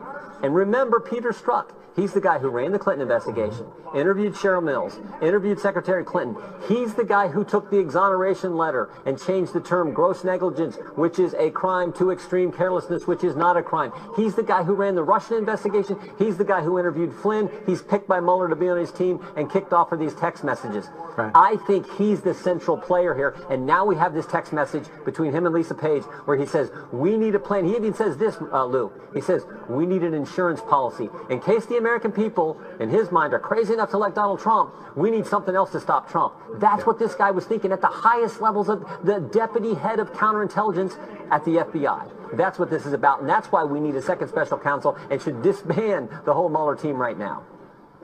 The Robert Mueller, the special counsel, and Deputy Attorney General Rod Rosenstein, the effective head of the Justice Department now. Let's just put up the quote from Peter Strzok again so everybody sees it and understands. And this is the quote you focused on immediately. Because you were not appalled by just simply the anti-Trump part. No, everyone knows. You were appalled by the fact this was an active effort to prevent his path to the presidency. It shows intent, Lou. It shows intent to do something to stop Donald Trump, who was nominated by the Republican Party, running for president. It shows they're trying to stop him, and it all has to do, I believe, with this dossier. And let's read it. I want to believe the path you threw out for consideration in Andy's office, presumed to be Andrew McCabe, the number 2 person at the FBI, that there's no way he gets elected. But I'm afraid we can't take that risk. It's like an insurance policy in the unlikely event you die before you're 40. This is, as you say, clearly intent. It also is presumptive of some illusion that takes him, I think, even beyond what you were suggesting about James Bond and the FBI. This is a man who's a political activist who means to have his way, which is the only way. It's anti-democratic, it's anti-American, it is god-awful, and yet Mueller doesn't call for his resignation, yet Rod Rosenstein doesn't call for his resignation. Yeah, he wants to wait on an inspector general. Does anybody make a decision in the Department of Justice? Yeah, no kidding. And this is as bad. And here's the concern. Peter Strzok thought he was saving the world. He's Mr. Super Agent James Bond in his mind. He thinks he's out there doing this wonderful service by going against the very guy that people are going to elect, President Trump. He is no different. And this is scary. He's no different than Lois Lerner, who thought she had to go after conservatives because they're having too much influence in politics. It's the exact same mindset. But here we have the guy who I think took the dossier, the discredited, disproven dossier, fake news, garbage dossier, took that document that the Clintons paid for, took that dossier, I think he dressed it all up and presented it to the FISA court. I think the deputy head of counterintelligence, Peter Strzok, did that. And if that happened, when you boil this all down, Lou, it's really about 2 questions. Did they pay Christopher Steele? Did the FBI pay him? It's been reported they did, the guy who wrote the dossier. Right. And did they take his work product, the dossier, and present it as real intelligence and take it to the FISA court to get warrants to spy on people associated with Trump's campaign? If the answer to those questions is yes, then this is as bad as anything I've ever seen in government. And if the answer is yes, people like Peter Strzok need to be held accountable. By accountable, do you mean go to jail? If that's where it takes us. But we don't know that until they give us the information. We haven't even, we need to depose Peter Strzok. We need him sitting right where Rod Rosenstein sat today, answering our questions in front of the whole world. We need Andrew McCabe. We need Lisa Page. We need this guy, Bruce Orr, who you brought up earlier. We need all these people to come in. We're going to depose them. We're going to get the documents, and then we're going to put them on the stand and have them answer questions. We'll see if they take the fifth, or we'll see if they answer questions. You know, I would love to see a grand jury impaneled here. I'm really very tired of political accountability that ends up in 2 or 3 paragraphs, sometimes a half a page of reporting. I much prefer to see jail sentences for violating the trust of the American people and working against the Constitution and, yes, the President of the United States. You're tired of it, Lou, and most importantly, I'm tired, and I'm tired of it, but most importantly, the American people are tired of it. And Patriot Gallery has been patiently waiting. Here it comes. Well, you mentioned 9/11, and Mueller was a part of that. And so I didn't want to disrespect my representative in Ohio, but I'm probably older than him, so I can say something. He works for us, so I'm going to tell him, as a congressman, he can't do anything. But with 9/11, there's a Patriot Act, and there are all these new laws that, you know what, any American can be detained for any reason. You know, you don't have to have a warrant or anything. So I think Department of Homeland Security needs to go, because the DOJ is totally out of control. It's supposed to bring justice. Instead, it's become this Gestapo, and it's a witch hunt for real American honest people. Yes. And they're using this Patriot Act or these laws after 9/11 to attack and do these things that are unconstitutional. So we should use those laws against them. The Department of Homeland Security needs to overtake the Department of Justice and the FBI and just start arresting people, put them in Guantanamo Bay. And what they accuse you of is what they're guilty of. So what they're doing is what we should do. Yep. We should detain all these guys until we get what we want from them and find out and investigate every single person in the FBI. I mean, you have to investigate every in the FBI, clean them out, and see which ones were fighting for the good and which were fighting evil. Against our own country. Just disband the whole FBI. I love it. Absolutely. But that's what we need to do. We need to use these laws that Mueller put in place. Trump says we can. Waterboard. And go in and just clean out the FBI and say, guys, we got to start you guys all over again. I'm sure there's some really good guys in there, like in there for 10 years, who could be great leaders of the FBI. The little guys. Yeah. All right. So we're going to wrap up talking about that for now. We could talk about that endlessly, I think, because there's so much to uncover. But there is more news out of the UK. Well, actually, I was going to go. You don't want to go there yet? We did not cover the terror attack because we didn't go live on Monday. Right, we didn't. And so I thought that actually I would play this Tommy Robinson video because he sums it up like better than I can. So we have a UK guy, Tommy Robinson, if you're not familiar with him, covering the New York terrorist attack where the guy pretty much, it was the worst attempt of terror we've ever seen. I mean, it's pretty blow yourself up, dude. It's pretty bad. Okay, it's embarrassing. All right, let's have Tommy say it. New York. Yesterday morning, a bomb went off. Well, a man who went onto the New York bus terminal in Manhattan, his name was Akayad Ullah. That's very English name. American name there, would you agree? Very American, whichever. As soon as I got off the bus, cops with machine guns came running up the stairs and chased us out. It turns out he's a Bangladeshi. Been in the country 7 years. Bangladeshi. Now, it's not an Arab, it's not Pakistani, this time it's a Bangladeshi. What's the common thing that links these men every single time? And that will be his love for Allah and his followings of the teaching of the false prophet Muhammad. The New York Police Department tweeted today that he has been charged with. Charged, yes, because he didn't blow himself up successfully. He actually just burned himself. Burned himself and injured 3 other people. He's been charged with criminal possession of a weapon, or a bomb, supporting an act of terrorism. Supporting an act of terrorism. He blew himself up, for God's sake. He was the act of terrorism. He was the terrorism. Good point, Tommy. He was the act. Making a terroristic threat. A threat. It wasn't a threat. He didn't threaten to do anything. He actually pressed the trigger and tried to blow everyone up. Even when you read those 3 charges, criminal possession of a weapon, supporting an act of terrorism, making a terroristic threat, that doesn't sound like they're charging him with blowing himself up, does it? We'll have to see how this pans out with the police and the prosecutors, but it doesn't read like that when you read those charges. Maybe American law is different, but he's now been treated in hospital because his crap bomb was strapped to his body and it severely burned him. He injured 3 other people, but if you think about it, if the bomb would have gone off properly, he would have had probably multiple people dead. His reason, what was the reason he could have done this for?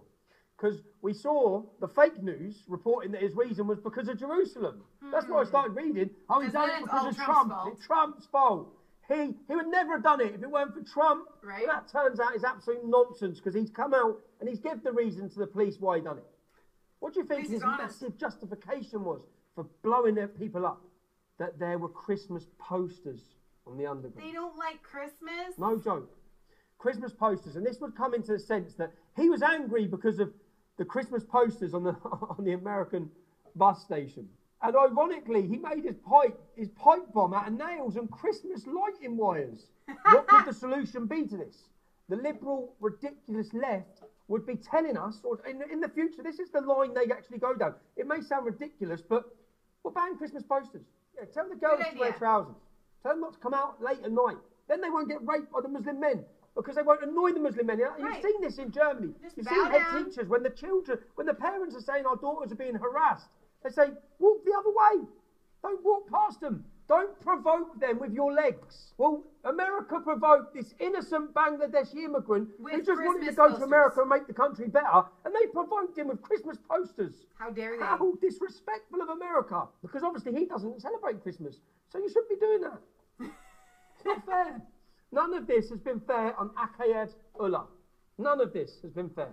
A worrying thing was this man was not on any watch list in America. Now, we have 23,000 on the watch list in the UK. 23,000 who should be gone anyway already. We have 23,000. Each time there's a terror attack in the UK, we find out that the person was known to the authorities, usually approached by the authorities, usually worked with our authorities at some point, always on benefits, always paid for by us, always known. You ready for a rant? 1% of America is Muslim. 1%. 5% of my country is Muslim. 10% of France is Muslim.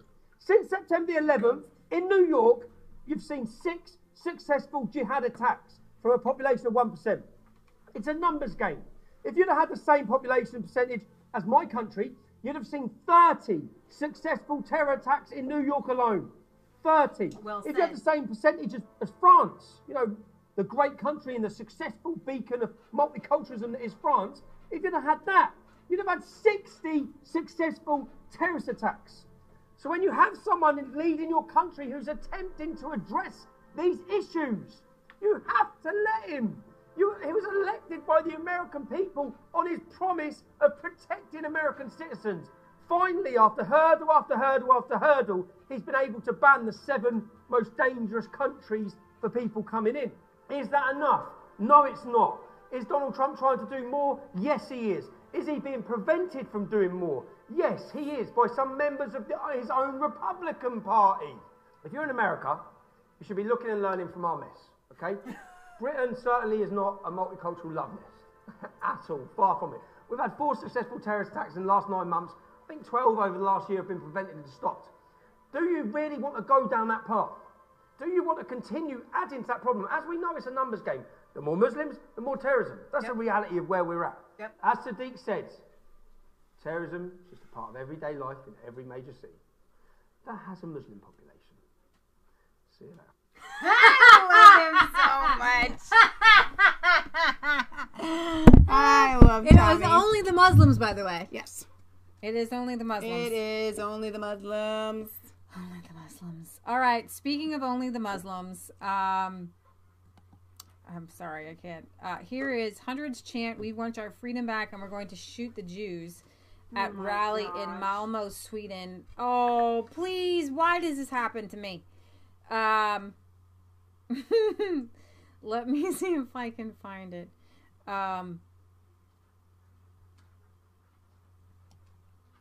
So, after Donald Trump, see, it's not going to have the English. It's not going to have the English. We want. I'm going to bring it up again on YouTube because I've seen it a couple times already. When Donald Trump put the capital of Israel as the capital of Israel, as the embassy. Okay, hang on. When Donald Trump recognized Jerusalem as the capital, no. It is the capital. Jerusalem is the capital of Israel. But when he moved the embassy there, right? That's what I'm saying. But he did reaffirm, like Obama did and Bush did. And all of these people, even I think Hillary Clinton did, in the past, they have said Jerusalem is the capital. But by Trump moving the embassy back there... it's just Google. It's right here. This is not something to be... But it's all Trump's fault, Leah. You know that.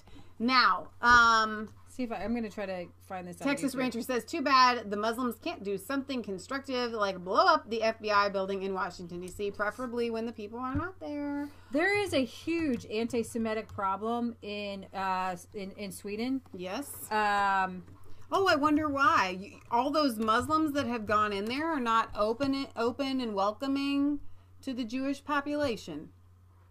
I wonder why. Here it is. Now, I follow a girl. She's we call her Syrian Girl on Twitter. She calls herself Partisan Girl. I love her. She really is able to talk things through on Syria. However, she believes that Israel should be given the whole thing back to quote unquote the Palestinians, who aren't really Palestinians anymore. I mean, it's like a hodgepodge of people, right? There aren't real, like, that whole region has been divided and subdivided, and Jordan and Syria. So what I'm trying to say is Palestinians aren't necessarily native. It was a region called Palestine, which there were Jews and there were Christians. And we spoke with our Jewish friend who said, when they created the state of Israel, Palestinians were given a chance to be part of the state of Israel. Right. Some of them took it. Some of them were angry about it and decided to just fight. Right. So they could have easily taken citizenship. They chose not to. All right. So what I wanted her to watch this, and I want her to see the reaction of the Palestinians. If your reaction to anyone or anything is kill them, you're on the wrong side. Can I preface that with there's joking, okay? This isn't joking. This is not joking, okay? They're real people that they actually want the Jews dead. Listen, when I say somebody in our country needs to be, hung high for treason, that's called going through a court of justice and a court of law because you did something treasonous. Right. This is, no, you can't call for the death of people. Oh, Jew.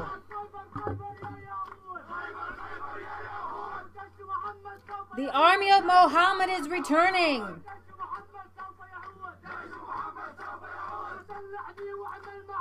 Army, make me of service.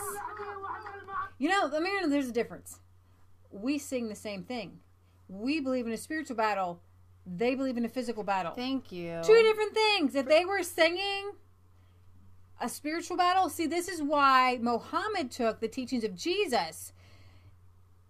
And he's like, Jesus, man, you got this whole army thing backwards. It's not a spiritual battle.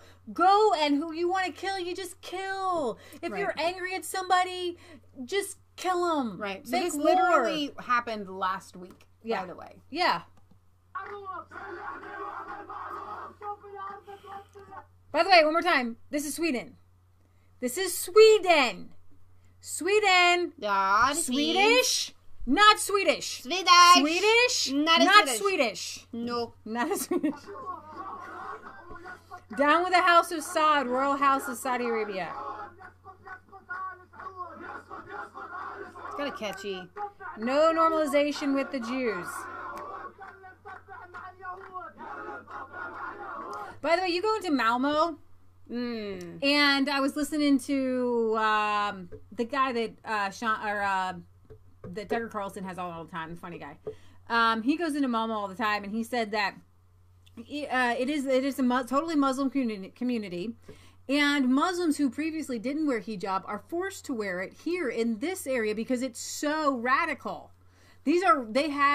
And the article I read where the Swedish minister came out. So the Swedes aren't protecting the people. No, the Swedish minister said, yeah, we have this anti-Semitic problem, and it is driven not by native Swedes. Well, we're not really native, but you're kind of playing the Swedish card. I am. Okay. Okay, I'm giving you... It's a visual. Visual Swede. It's a visual. It's a visual. Yeah. No, but by these people, mostly male Arab Asians of a certain age demographic, like 20. So, but 30. that doesn't read no normalization, not the Jews. No normalization with the Jews. But it's not in Swedish. No, because Swedes actually pride themselves on being like multicultural. Open, yeah, we love everyone. Down with the House of Saud. No normalization with the Jews. Strike them with knives. Christians, we have the sword of the Spirit. Not the same thing. So when we say use the sword of the Spirit, is it a metaphor? It's, yes, metaphorically. Strike! Strike! Strike! Do not be afraid!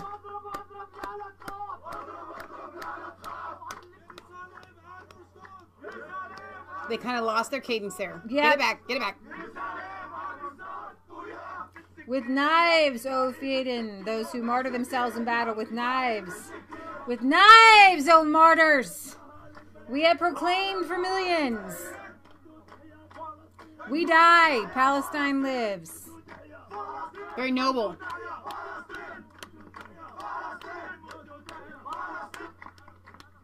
The answer is, I'll ask martyr brigades. Martyr brigades. Those are suicide, like bombers, car drivers. The anthem is the Qassam brigades. So I just wanted to let you guys know that. And there were some of these guys in New York, which is why I believe you had the young man. I know. That's why you had the young man It was from Bangladesh. the Christmas posters. Christmas posters offend me to the point that I need to blow myself up. And there was like 20 Arabs who firebombed 20 Jews meeting for like their little, I don't know, Hanukkah celebration or something. I don't know. But they asked for it, Leah. I know. You know, just by being Jewish. Yeah, you can watch Tim Pool go into Malmo, by the way. So here we have...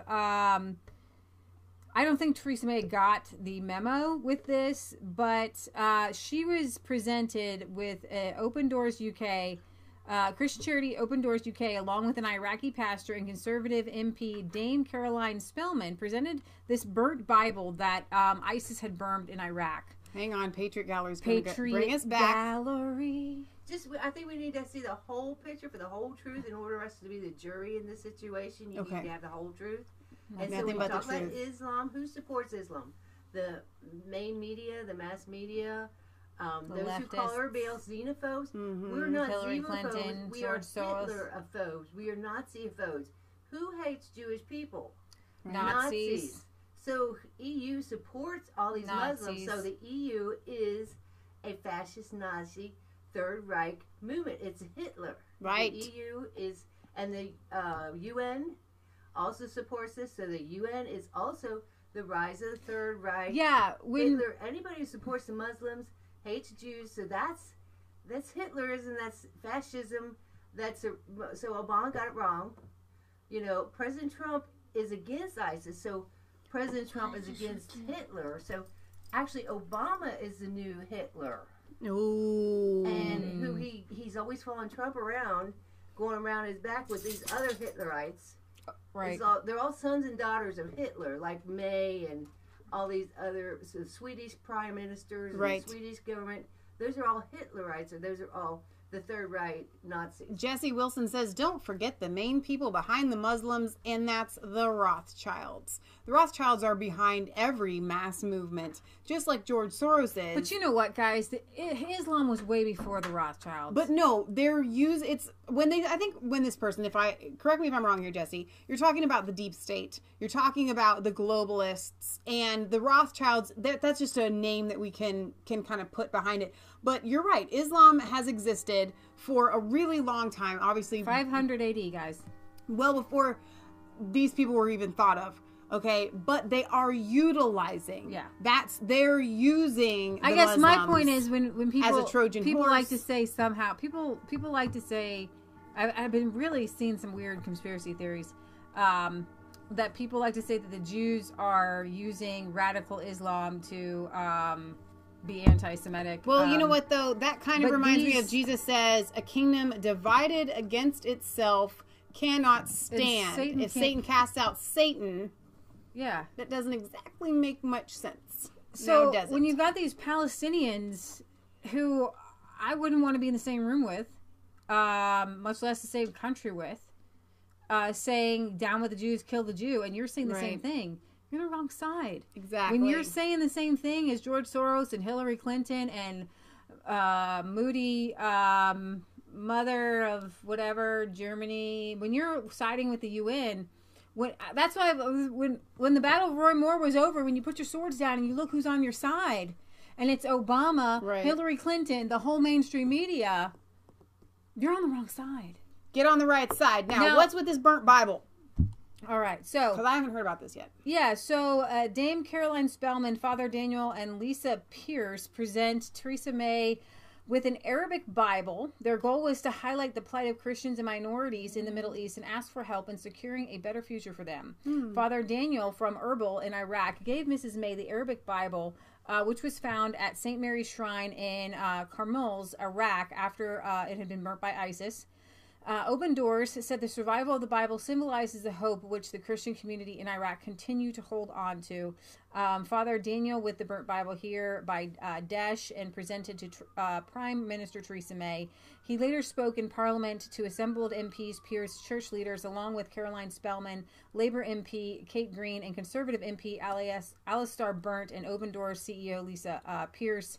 The event came after 800,000 people from 142 countries signed a petition launched by Open Doors asking the UK government and the United Nations to ensure that Middle East Christians and other minorities enjoy equal rights to citizenship and things like that. So it was a symbol. It's a little known. We don't cover it enough that Christians have been massacred, persecuted by Muslims in the Middle East. Just massacred. Right. So, I mean... It's bad. So, and one more video. This is after the embassy was moved to Jerusalem. This is why I know I did the right thing. When you make Muslims mad, you did the right thing. Always, every time. All right. So here they are. Again. Pro-Palestinian. This is in Times Square. They claim to fight for justice. We don't want a two-state. We want 48. With spirit and blood, we'll redeem Al-Aqsa.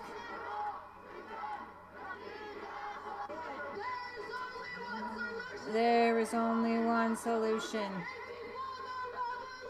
Intifada revolution. Jews remember Khaybar. The army of Muhammad is returning.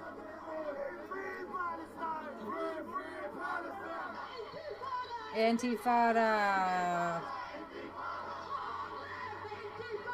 Long live the Intifada. From the river to the sea, Palestine will be free. The river to the sea, Palestine will always be free. We're gonna do something big. That's how I got the election. 150 anti-Islamic videos on Facebook.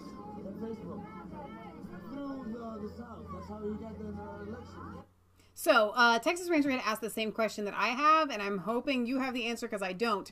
When she said, we don't want the two states, we want 48. What is the 48? I don't know the 48. Honestly, I've been trying to I was trying to rack my brain around, what that could mean. All I know is that they want the whole region, that there is no two-state solution for them. So every time people say they want peace in the Middle East, every time, the Palestinians will not negotiate. They have been given concessions after concessions after concessions. Right. Israel, the Jewish state, will do anything to just get this over with. Yeah. They will give up anything. They've come to the table giving up things 3 times. But the Palestinians, this is their mantra. They're not giving up anything. Yeah. They will only be happy when the Jews are gone and Israel is not Israel and it's in the Palestinian control, even though there was no Palestinian government before Israel was created. Right. So they want to take over everything that somebody else has built. This is what I call stealing. So,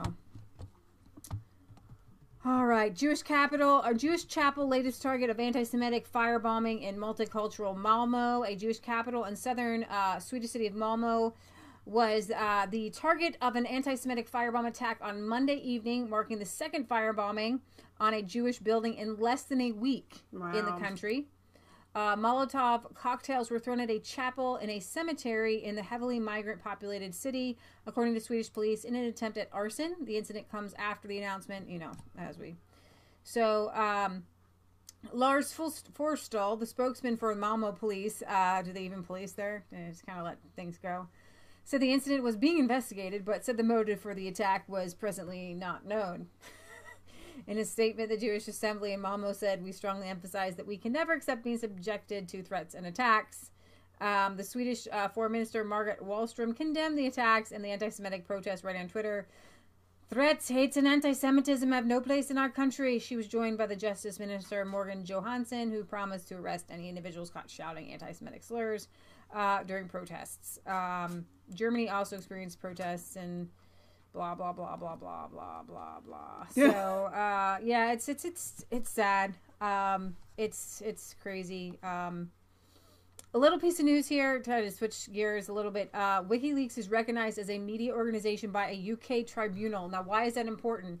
I back Julian Assange. I do not want him extradited to the United States. I do not want him prosecuted. The United States, even under Jeff Sessions, who I am convinced right now is part of the deep state or just heavily, it's either stupid, like literally like has no rocks in his brain, or he is part of the deep state or he's being blackmailed. But anyways, he still is trying to go after Julian Assange. However, you can't go after freedom of the press. You can't go after journalists.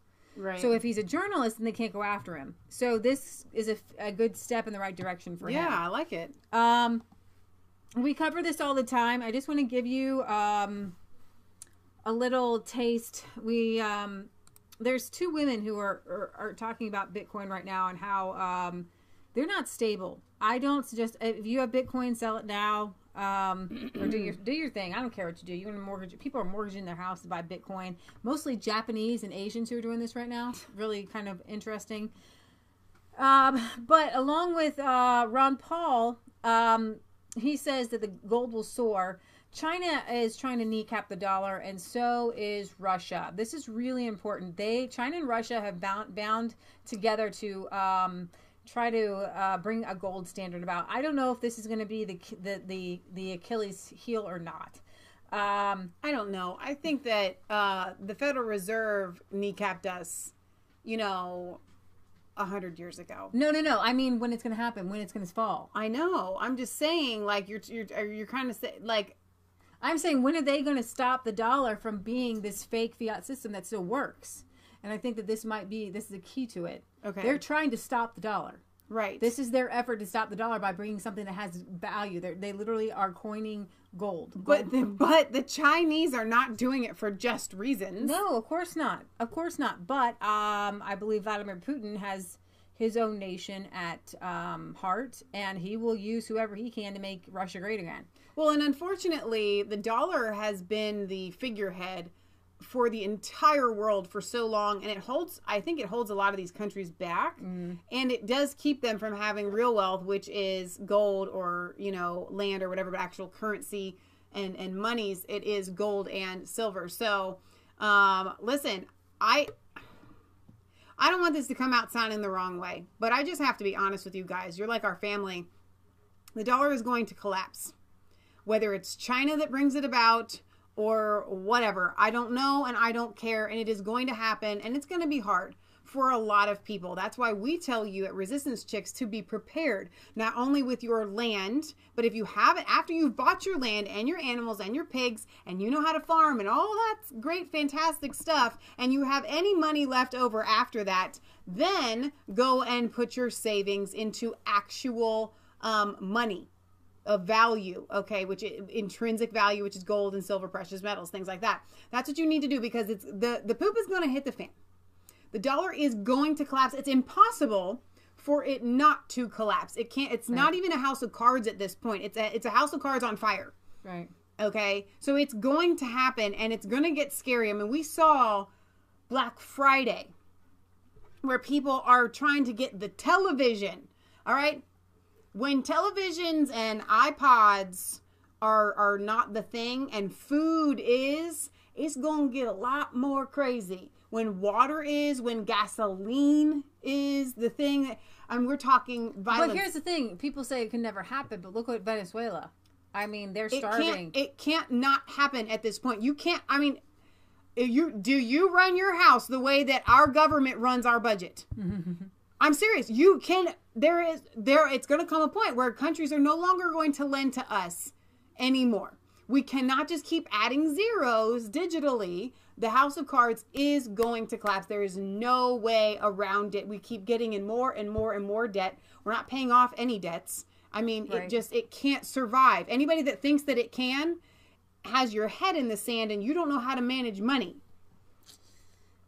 We can talk about that all day, but we're going to finish here with two funny little things. Now, a while back, there is this African-American reporter named April Ryan. And she's always given Sarah Huckabee Sanders a hard time. And Sarah Sanders said, I don't cook much these days, but managed this chocolate pecan pie for Thanksgiving at the family farm. She took a picture of it. And this reporter says, show it to us on the table. And she didn't believe it. And so then Sarah says, well, I'll make you one. And then she says, well, I'm afraid you'll poison me. Okay, so I guess there was a Christmas party or something for the journalists. And she took pictures of all the ingredients. Now, she has a cool farm table, which is awesome. And she took pictures of her actually making it and tagged April Ryan in the pictures as she assembled said pies. That's fantastic. And then ingredients all mixed up and pies in the oven. April Ryan, let me know if you need further documentation. I love Sarah Huckabee Sanders. Hashtag Piegate. Piegate. So excited to share these pies at tomorrow's press potluck. Merry Christmas to the White House press corps, and here she is giving her a pie. Piegate is officially over. She says, April says, it was a wonderful reset gesture to bake 4 pretty pies for us. Make sure you sing. We are building better for all sides, she says. All right. So, and I want to, now, Michelle asked me earlier, why are you laughing? We're going to end on this and maybe possibly sing a song. This will speak to itself. This is it. Speak for itself. This is a Christmas pageant. Gone a little bit awry. Now, baby Jesus is about to become the star of the show, which he should be. But watch the little girl in the dress here with the black and white dress. Right here. She, yeah, I'm wondering if she is related to the girl in the blue, because you're gonna see right here. Kids, you can't. That's why they do this. They do. That is why they have them. Now, listen, I'm a little bit bored. Now, I'm going to check out this baby Jesus here. Let me take this off. I'm going to see. I need Jesus. I'm just going to get, that's my baby. Now, watch me. And then everybody's laughing, so of course I must be doing something right? Oh, I love Jesus. Here we go. Now, wait a minute. No, that's my baby. My baby. No, my baby. No, my baby. That is Jesus. Jesus goes in the manger. Stop. You're ruining everything. You're such a baby. You're a child. You're a toddler. Who allowed you to be in this pageant? Why are you doing this? No, it's just stop. Let Jesus go. No, got it. No, don't mind. Here we go. And we're back. Nope, no, mine, my baby. Look, here comes Joseph. Oh, headlock. I'm gonna here we go, down. wrestling down. Put the baby down. No, now an adult has to come in. Wait a minute. No wrestling at the birth of Jesus. That was absolutely fantastic. I love it. There is actually another video I'm going to show you while I have you, just to make you laugh. We need some laughing after tonight's depressing. It's not depressing, kind of depressing episode. Yeah. So. Share a link, hard to see. Oh, it was hard to see. Share the link that was hard to see. Oh, I checked it. It wasn't that bad. Let's see. I'll send it to you. We'll put it in there. We will put it in the description. Also put this one in there. Now, speaking of little children doing the darndest things. Now, this is a little girl in pink. She's wrestling. And was this co-ed? Yeah, co-ed wrestling. Little girl in pink. Now, watch. Here comes her brother. That's my sister. Yay! Chivalry is not dead! It's better if you watch it smaller. That's the best thing. That's I'm my gonna try sister. it. Hang on, it's coming back. Get in the leg.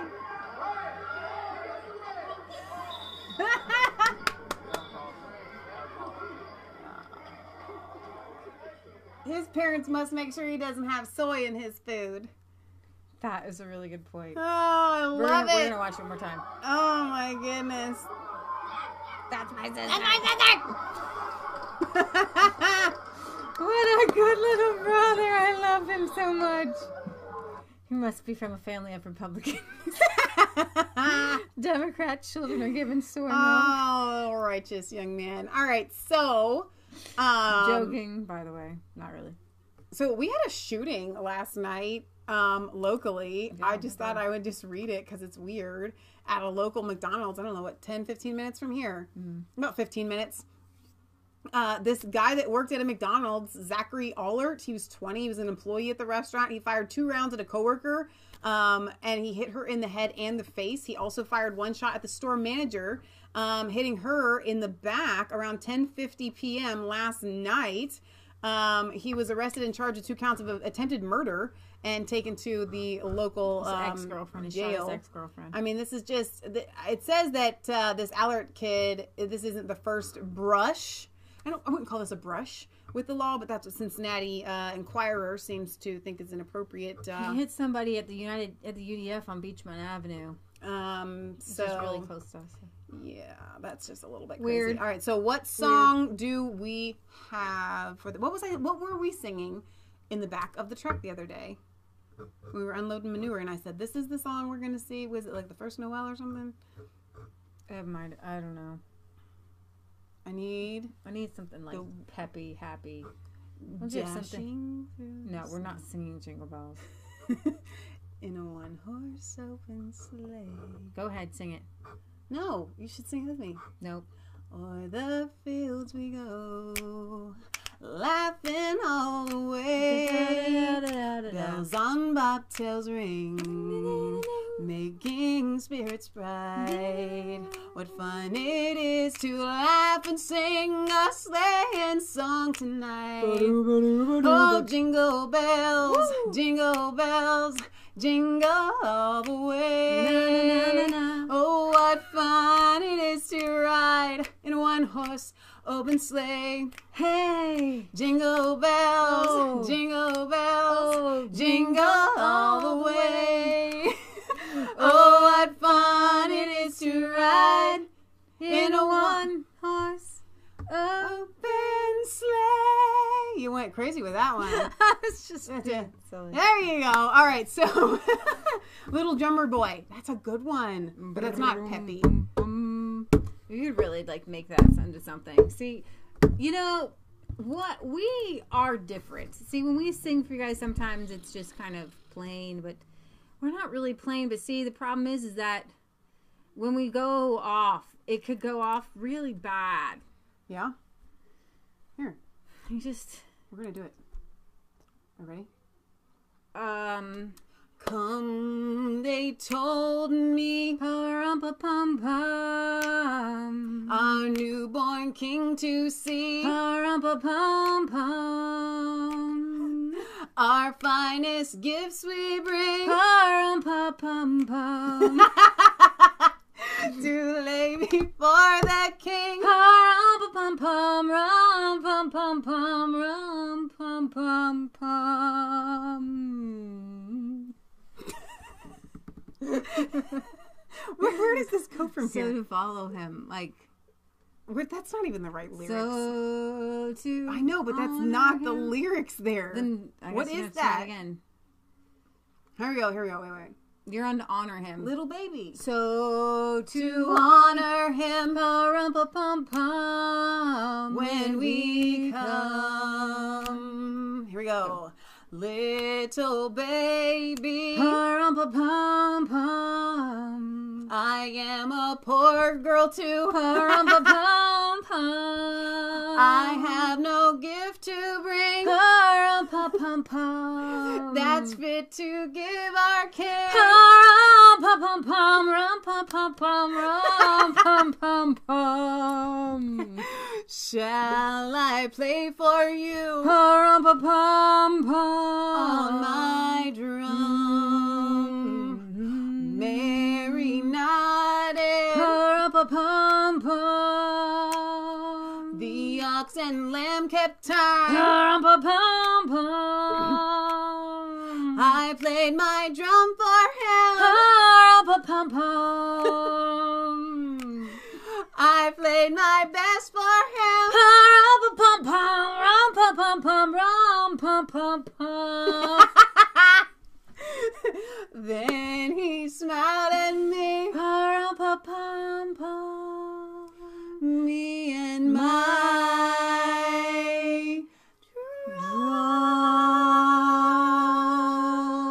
drum. See, and no practice. Oh, White Christmas. See, these are songs we should sing. That's a good song. I love that song. But you know what? Low expectations, folks. Here, let's pull it up. You know, there are people that they practice their whole lives before they go on camera and play things for people and sing things for people. But we're like people don't go cold turkey and just, hey, have you sung that for a while? Nah, not in about a year or so. Are those all the words, or is there more? I don't know. Go to Metro lyrics or Genius lyrics. The 410501 did a good job. But who's that? I don't know. What in the world? Go here. Hang on. Nope. You're not. I just clicked on this. Nope. No good. Go to the 40501. They did good last time. 40501. I don't know. Is that it? That's all? That's all there is? That's all there is to it. Come on, lyrics? Bing. There's got to be more to that. If you play it, they may take our copyright. I know. I'm dreaming of a white Christmas. No, that was way too high. We're going to start lower. That was really good. Actually, it starts here. But I'm not sun is shining. The grass is What sun is shining? No. You know what I like? What's the song they sing on the Snow? We need Matt. We're going to practice that one. We're going to do it. We will. I can't make any promises, but it's a good idea. You know what we could try to... You know what I bet? Snow. I bet we could pull this one out for you guys if you just want to hang out. Right now? Because I bet we could do this one. We can do this one. All right. This is going to be fun. Go ahead. Pull it up. Okay. We should actually... What's it called again? I already have it up. I know, but Okay. Oh, are you ready? Are you ready? This is so great. All right. I'm ready. You could actually... I don't know if you played a key first note to get it started, but I don't know. Sisters, there were never such devoted sisters. If you can't do it, because I always follow you, because you always remember how never had a chaperone, no sir. I'm here to keep my eye on her. See, you can do it. Caring, sharing, every little thing that we are wearing. When a certain gentleman arrives from Rome, she wore the dress and I stayed home. Good job. No. All kinds of weather, we stick together, the same in the rain or sun. Two different faces, but in tight places, we think and we act as one. Those who've seen us know that not a thing can come between us. Many men have tried to split us up, but no one can. That's not really true, but we can say that it is. Lord, help the mister who comes between me and my sister. And Lord, help the sister who comes between me and my man. As we've seen that one. That was terrible. That was awful. But really fun. That was fun. You know, sometimes there's a comedic value to things. It doesn't actually have to be like... Right, it doesn't have to be perfect. No. See, but cold turkey. Rosemary Clooney is like my favorite. She's awesome. I feel like I am her. The problem is Patriot Guy listens to this in the other room, and hearing us back, the singing part is usually when I leave. I had it good for like 1 second. You did. I was really... keep my eye on her. You should have sung it the whole way, because... Caring, sharing, every little thing that we are wearing. There you go. When a certain gentleman arrives from Rome, she wore the dress and I stayed home. All kinds of weather, we stick together. The same in the rain or sun. Oh, I forgot it. I lost it. You just need to listen to it once. See, that's the problem. I know. Yeah, we tried. So some songs you hear like 500 times and you just can't, like, cold turkey bring them up. No, but we tried. I think we gave it a big A for effort. You know, that is why people do karaoke, car karaoke. Yeah. Because it makes you sound so much better. But every time we play a song in the background, our video goes away. Yeah. It gets demonetized. Right. And then they won't let us even play it. And we can't download it to put it on our other channel. And it's really frustrating because it really would have been, like, so much better to play it in the background. And yeah, we could still do it. Someday. One day. We will. All right, so. There's a fire burning in my heart. No, we're not singing that song. We're done. But Mom shared it in the blog. That's why. We should redo that, but I'd have to sit down. And we need to do some piano songs for you guys as well. So how about a video clip of the songs? Yeah, that's what it's the thing. Our YouTube doesn't like it when we play videos. Just playing it in the background, we get all kinds of notifications. Somehow our video can't be put up, or it's copyrighted and I can't download it and share it on Resistance Chick's other channel. It gets kind of crazy when we play. Every time we play the music, it's the music that gets any music. Right. That we play, then they put copyright and they stop the video. You can't watch it. It's stupid. Literally, And it's gotten so bad that just us singing it, if we actually hit any of the right notes there, or just the cadence of our words, the progression of the words, people have that copyrighted, and we'll get flagged for that as well. Wasn't it a Christmas song that copyrighted last time? Yeah. We just a cappella sang a Christmas song, and oh my gosh, copyright! Somebody owns the whatever, like some Christmas song that's been a hymn since like 1500. Right. So it's probably better that you didn't sing the right notes. Right. Oh my gosh, does Mom sing too? You know what? Yes, she started the whole daggum thing.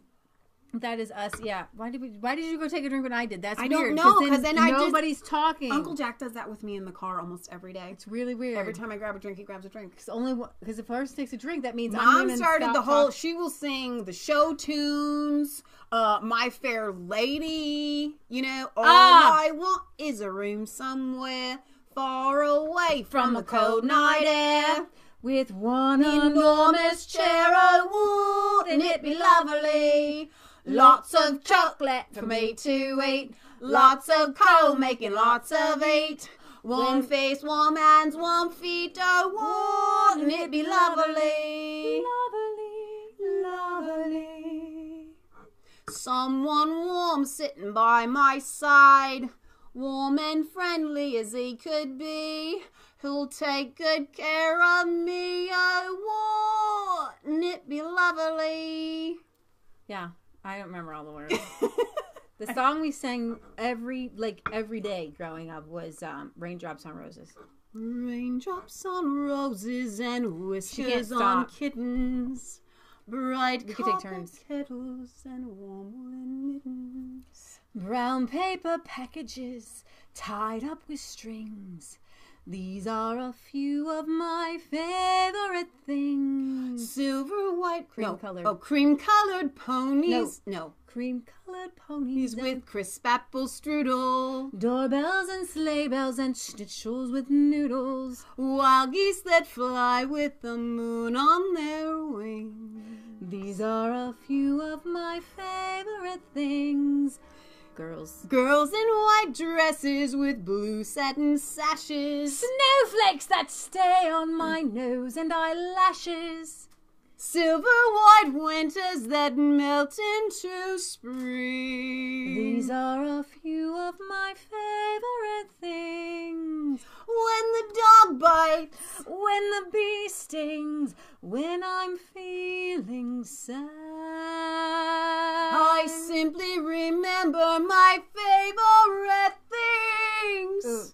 It was alright, it was okay. I pulled it out a little. And then I don't feel so bad. Aren't you having so much fun yet? Okay, yeah. Matthew's like, dude, that ain't a Christmas song. Growing up at my house, it was. All right, we got silver white winters that melt into spring. That's the Christmas. Snowflakes that stay on my nose and eyelashes. That's like winter Christmas. Okay, Matthew? Ish. Come on, Matthew. You know my favorite song is I Saw Three Ships. That's my favorite one. That's your favorite Christmas song? I don't know why. And I'm going to tell you another thing. We are going to sing Mary Did You Know? But maybe not nearly as good as Pentatonics. And you know what? You're going to sing it. And you're going to practice it like 500 times. I'm just going to sit by. Come on. You can sing it with me. I'm not really good at that. Mary. All right, we're singing. Oh, come on, we're gonna do it. It's gonna be great. Well, it's gonna be good. I will watch. Or do you want to sing "I Saw Three Ships" right now? You want to save it for next time? You know what? A lot of these songs sound better at the guitar, but I have to tell you guys, we have zero amount of time, and there is something to actually practicing something before you bring it before. Before Resistance Chicks, we actually played music for fun. And you lose it. You don't practice. If you don't practice, then you just mess up every time. Every time. Okay. It only takes a couple times. I think at this point we've reached Slap Happy. And we still have sausage to make. Oh, no. Yeah. We gotta go. Yeah, we have stuff to do, man. We could stay and hang out with you guys all night. I'm sorry. saw 3 ships come sailing in on Christmas Day, on Christmas Day. I saw 3 ships come sailing in on Christmas Day in the morning. And what was in those ships for 3 on Christmas Day, on Christmas Day? And what was in those ships for 3 on Christmas Day in the morning? The Virgin Mary and Christ were there on Christmas Day, on Christmas Day. The Virgin Mary and Christ were there on Christmas Day in the morning. I saw 3 ships come sailing in on Christmas Day, on Christmas Day. I saw 3 ships come sailing in on Christmas Day in the morning. We're just having at it. And to me, y'all, I see you there. We see you. But you're just a box. Like, so. We see you. But if you were here in the room, it'd be so different. And I don't know, though. I don't know about that because you're crazy. And we're always crazy. Probably would be better. We're if never you were not here. crazy. It would actually be better if you were here because you can play off of people and their reactions. Whereas there's no reactions in the back, no laugh, no smiles. You can see whether somebody's like, stop that. That is really annoying. I'm leaving now. I gotta go to the bathroom. I'm done. It's crazy. Whoa, there goes the camera thing. All right, so hang on though. Supercalifragilisticexpialidocious. Even though the sound of it is something quite atrocious. If you say it loud enough, you'll always sound precocious. Supercalifragilisticexpialidocious. I'm the lily, I'm the lie, I'm the lily, I'm the lie, I'm the lily, I'm the lie, I'm the lily, I'm the lie. Why are you doing this to me? Because Britt asked if we could say supercalifragilisticexpialidocious. Yeah. So yes, we grew up on Mary Poppins. A little bit. I'm gonna start going on a roof and chim chimney, chim chimney, chim chim chiroo. Don't have the words and chim chimney, chim chimney, chim chim chiree. And then toppins back. This is like Run Through Mary Poppins, and then somebody had brought up Chitty Chitty Bang Bang, and oh my gosh. Okay, no, seriously, we are going to sign off now before it just gets really crazy. I can't believe 68 of you are still here for this crazy madness. Yeah. Oh my gosh. All right. Don't forget to like, comment, and subscribe to Mass Faith 3 and Resistance Chicks if you want to see more craziness just like this. You can't get the news like this anywhere else. Way. I am convinced. And you know what? There's a lot of people that don't stay to the end, and I think that it is their loss. They are just missing out, man. They are missing out on that. So we have a P.O. box. If you want to write us letters, we will read them on air. P.O. Box 107 45 Milford, Ohio. I know my own address. What is happening with the camera? Keeps hitting the camera. Milford, Ohio 45150, man. All right. Her foot is in the wire. And the first step she takes is going to be... No. There, you're free! All right. Remember, it's not just a conspiracy theory. If it's the truth, we love you guys. God loves you. And Merry Christmas, because we are officially in this Christmas season. Hanukkah has started. We're in the 12 days of Christmas, which Tracy and... I thought the 12 days of Christmas started at Christmas Day and then went on after that. Well, I don't know. Tracy's posted today on Facebook that it's the 12 days of Christmas. She and Sean are doing their shopping now. They're doing their decorating now. They condense it. She says it makes it more exciting. We don't have... They're in the UK, by the way. Sean and Tracy. We don't have any gifts. We love them. We don't have any gifts. We're actually participating in the 12 days of Christmas because we're not ready at all. We have none. We have a couple of presents. But it'll happen. Mm-hmm. We do Christmas here with my uncle and my cousins and then their kids. So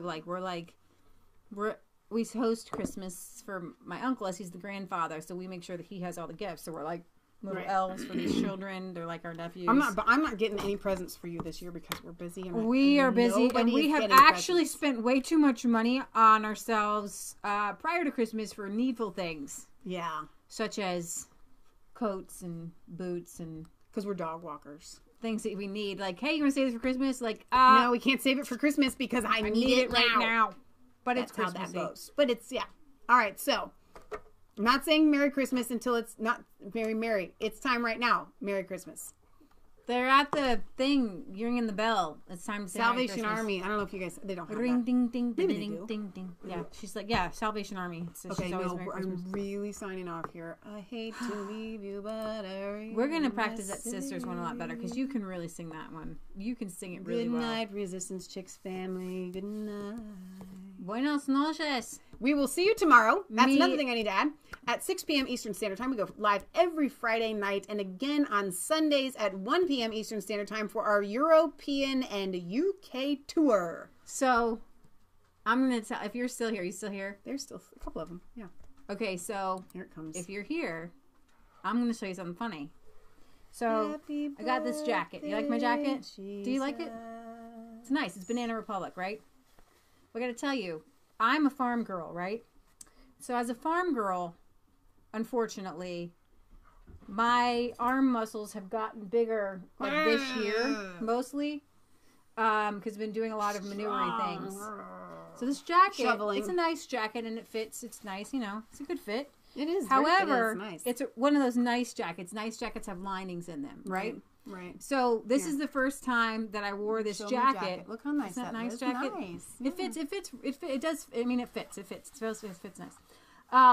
However, these kind of nicer jackets have linings in them. If you know anything about linings, they don't move. They're a bit constrictive. So when Tommy came on, I had this idea. Oh, so this is what I did, and it worked. Wow. So, wait.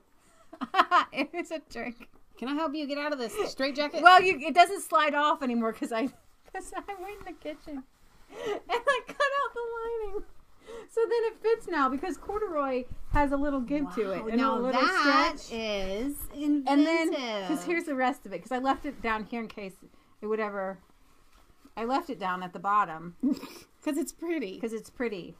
So this lining here, it's nice and soft. And, aww. Yeah. But cut it up, Buttercup. I know. So that's a little tip for you guys. If you're a farm girl like we are, and your blazers don't fit, there you go. It's a nice jacket. It fits everywhere else. Oh, speaking of which, all right, so I need to do a big thank you to our moderators who were here tonight. Gary showed up late, but better late than never. He wasn't getting notifications. A lot of you were saying that. I can't help you there, but you can protest to YouTube and express your dissatisfaction with their censorship. Maia has been here. Thank you. Texas Rancher Sooks. Did I say worth a look already? Stacy was here earlier. Remember, it is her birthday. You can leave a happy birthday to her in the comment section after the video processes. And it was Say Perfect's birthday 2 days ago. We always want to say happy birthday to you guys. So if it is your birthday, let us know because I want to give you guys a shout. Many men have tried to break us up, but no one can. But they haven't really tried to break us up. Oh, I've seen a couple. I don't know. The drums between me and my sister. Yep, there have been a few. All right, no, we're really going to go tonight. We're going to sit the Fiddler on the Roof next time. Matchmaker, matchmaker, make me a match. Find me a find, catch me a catch. Night after night with the moon up above. Oh, matchmaker, make me a match. That's nice. It's a little bit high. Well, it wasn't it. I don't know a pitch to start it with. Do you want to do it better? You want to do it better? You want to do it better? You think you got it better than me? You got a Russian Jew here. What do you know what you're supposed to do? All right. Good night, guys. If I were a rich man. If I were a rich man. Stop. We're just out of control. If I were a rich man. I don't know. Something like that. We may have grown up on that movie, too. All right. We told you guys this. We had no cable. Our grandma bought show tunes. So Music Man, Fiddler on the Roof. Trouble? I'm talking about Trouble. With a capital T and it rhymes with P and it stands for pool. I'm talking about Trouble. Right here in River City. That's a Music Man. You're really going now. Marian. Madam Librarian.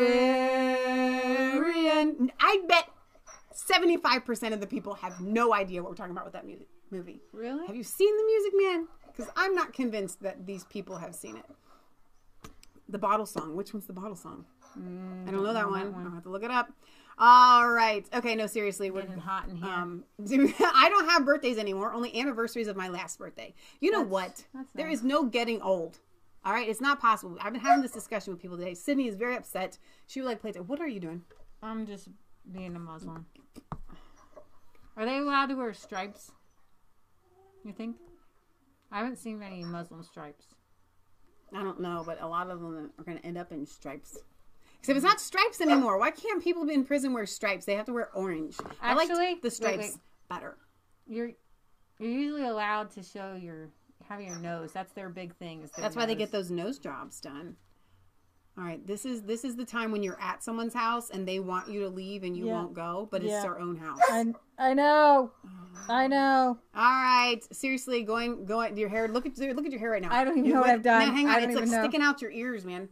Wow. I don't even know what I've done. Okay, going right now. There it goes. Boom. Why is the volume on? I don't know. I was cold.